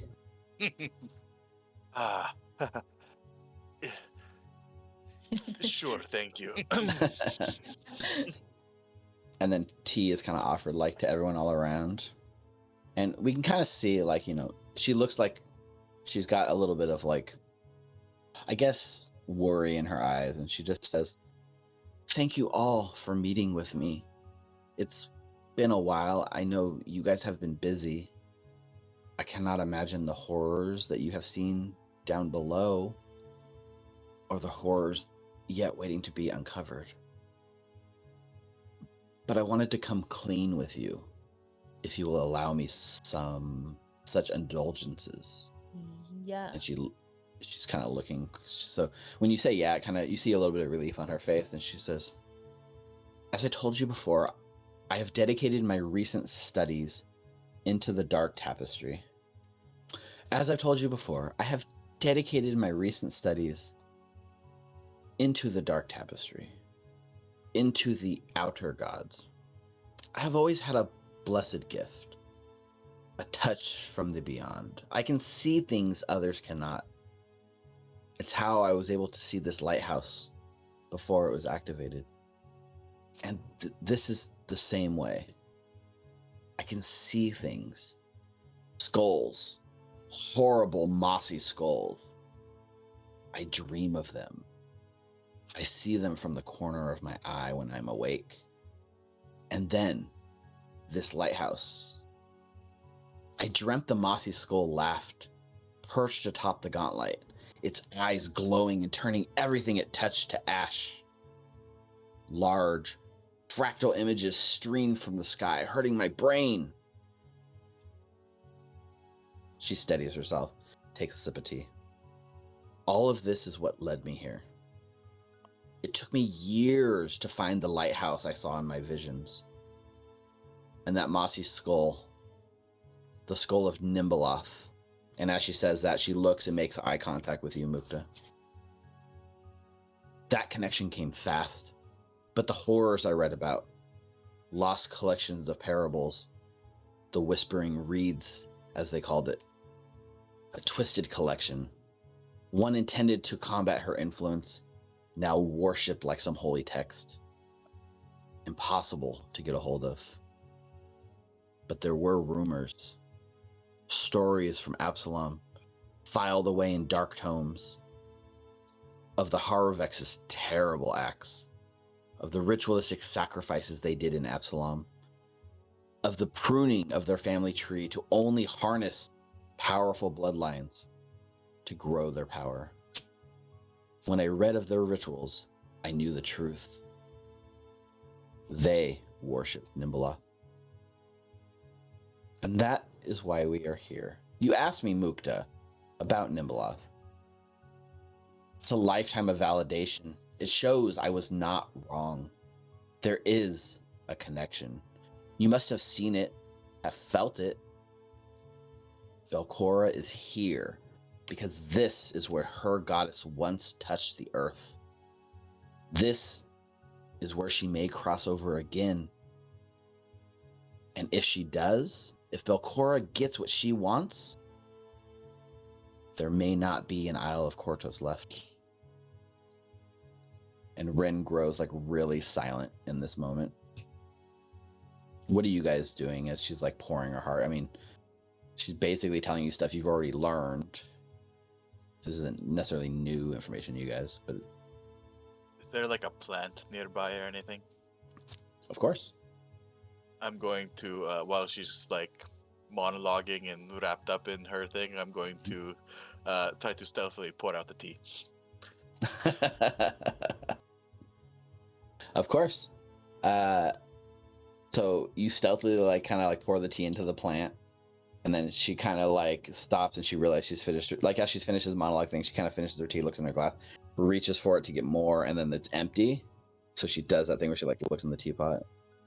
And then No, I was pouring out my teacup, not hers. Just yours. Oh, I thought you were pouring out the whole thing for everyone. No, Okay. no. Just pouring Just out yours. mine. That's even better. Okay. So she's able to refill hers. Mhm. I'm sorry. This burden is on you. I am not strong enough to go down. My fears preclude me from being an adventurer. And so I weave the threads of fate into this tapestry. The four of you. The last hope before the coming darkness. I am sorry, but also grateful. Though I cannot see through to the end of this, I know it will change you all. Just know your sacrifice will not be forgotten. And then, sorry, I've talked enough. I'm sure you guys have millions of questions for me. So you knew about Nimbaloth this whole time? Suspected. Had never seen proof until you came along. I had hoped beyond all hope that I was wrong, that I was seeing things, that I was making false connections. And I didn't want to put that on you. I wanted you to go in clean and see what you saw. But when Mukta asked me if I knew anything about Nimbaloth, I knew. Why lie? It's a touchy subject. If people knew that I was spending so much of my time learning about a creature as evil as Nimbaloth, do you think you would have trusted me? If I would have said, hey, I think this temple is dedicated to an evil outer god, can you go find all these artifacts for me? Would you have done it? It would definitely be a direction compared to there's something going on in the lighthouse. Take a look at it. I'm not mad. I've dealt my whole life. I've been an outsider. No one's trusted me. No one cares about me. So I'm used to walling off certain portions of my life. To be fair, Nulara, she did not lie. Whether she divulged all the information and all of her reasons, there's another story. But she did not lie. Everyone has things, either from their past or from their present, that they keep to themselves, huh? No, I understand that, but for something as pressing as what's happening right now, I think it would have been conducive to the mission to have everything laid out. Imagine the amount of time we could have saved if we just knew. Would it have changed what we did? What we had to Maybe. do? Maybe. Sometimes a banana peel in the middle of the road, someone slips on it. It's one thing. It's a banana peel. What's a banana? It's a fruit. I almost blew up almost took out the logging mill over there until I found about Nimbeloff. Ren like looks at you like, Yeah, so I would have saved. I could have helped know that that's what was killing my forest. But water under the bridge. I guess all the information you have or what you could help us now, please don't hold anything back. Trust is a two-way street, yes? yes. How do you think we can trust Ren? What you guys talking about? And glowing. Huh? Just tell me, do you trust Ren? I don't know, Rin. I don't distrust her. She hasn't given us reason to distrust what she has said. But like, do I trust her? Like, make the best meal at the family meal at the festival in Diobel? I don't know. Do you know how to cook? No, that's why I have Elanir around I to don't do the trust her. No, cooking and the cleaning. I don't trust her to cook a meal. Somebody else is gonna have to cook the meal. Elanir. Nulara, do you trust Ren? I think that we have the same goals. I'm not mad. It's just I was curious why keep it. As I said, that's a two-way street, yes? You know, Lara, I apologize again. Sometimes if I put notions in your head, if I told you to go look for one thing, then you would find that thing I asked you to look for. If you go in on your own and then you find the same thing that I found, then we can assume we're not both crazy. Yeah, of course. I mean, if I didn't trust Rin, I wouldn't be always looking to her for answers. Yeah? Then, let's, as Clovis said, call this water under the bridge and start anew, yes? Yeah. Good. We have the Whispering Reeds. Literally shatter the teacup on the ground.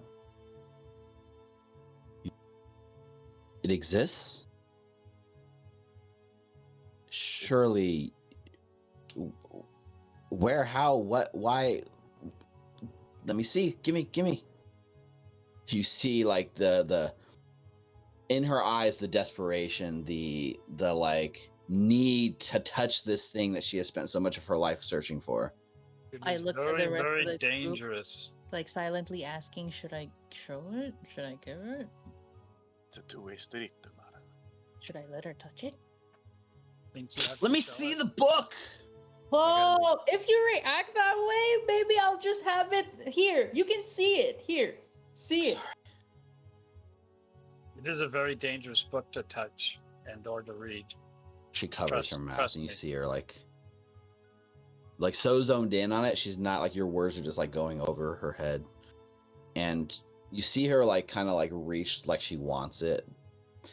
And she like stops herself and she's like, I'm sorry for my outburst. I don't think I can trust myself with the book. I need it too much. Unless you want to give it to me? I'll try. I mean, okay. Then I think Clovis and I have seen a fraction of how it can affect you. A fraction of it. then maybe it's best not in my hands after all. Maybe this is another burden I have to place upon you. But the burden shared is a burden lightened, yes. Share the load.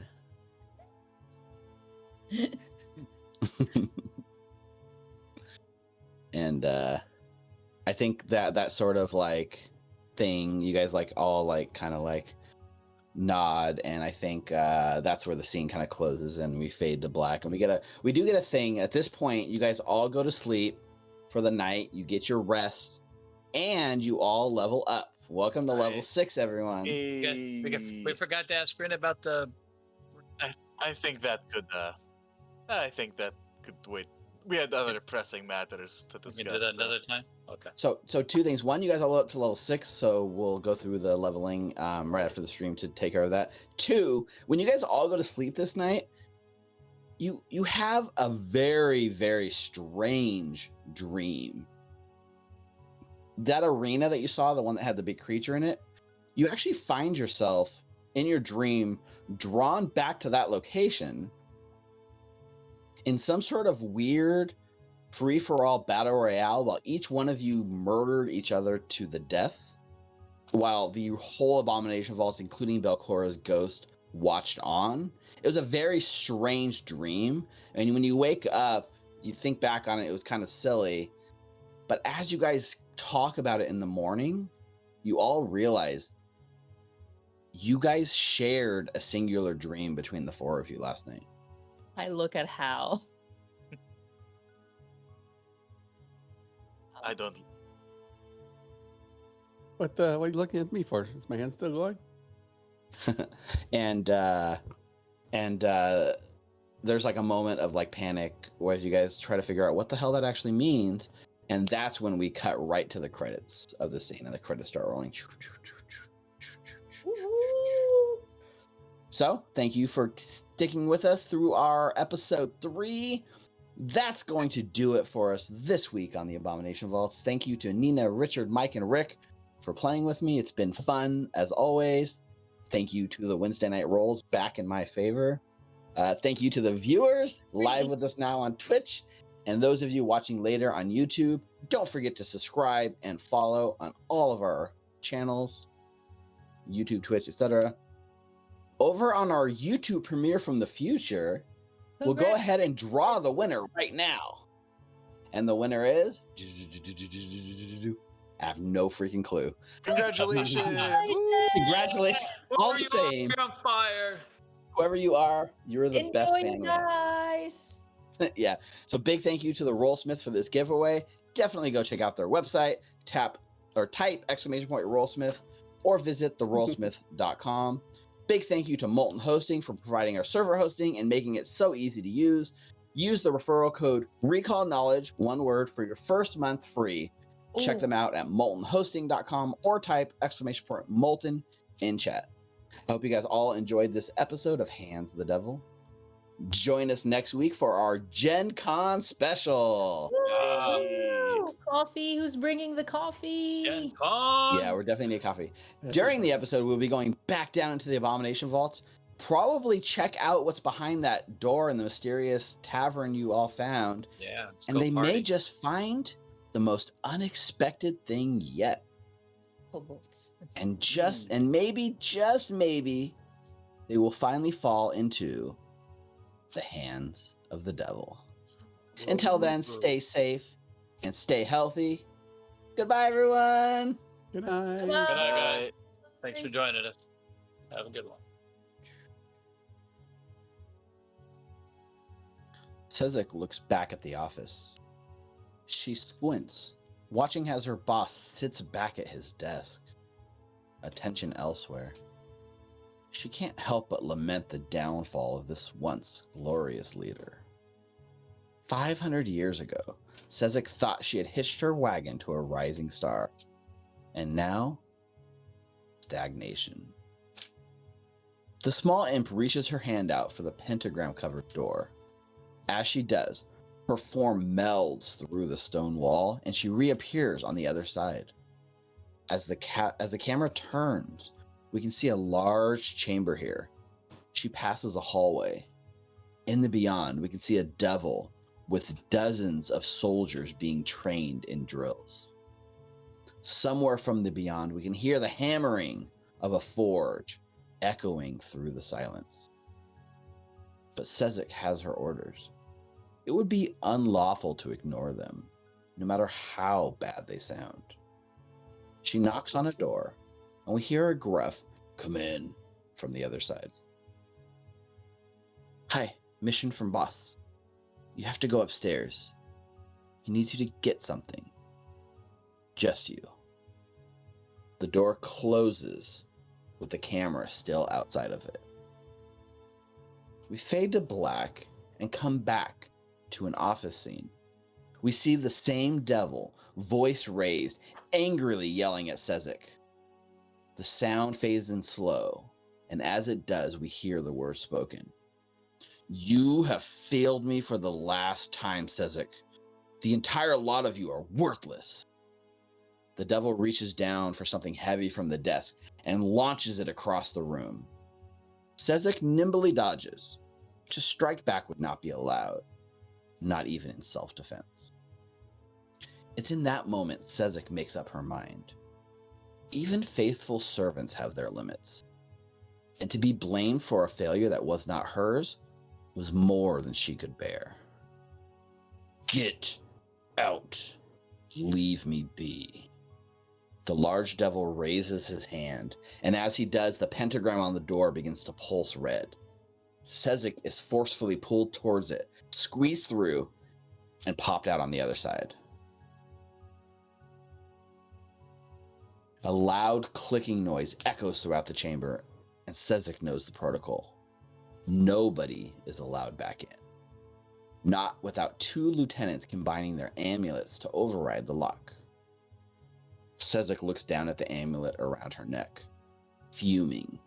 She stands up, brushing herself off, looking back at the door.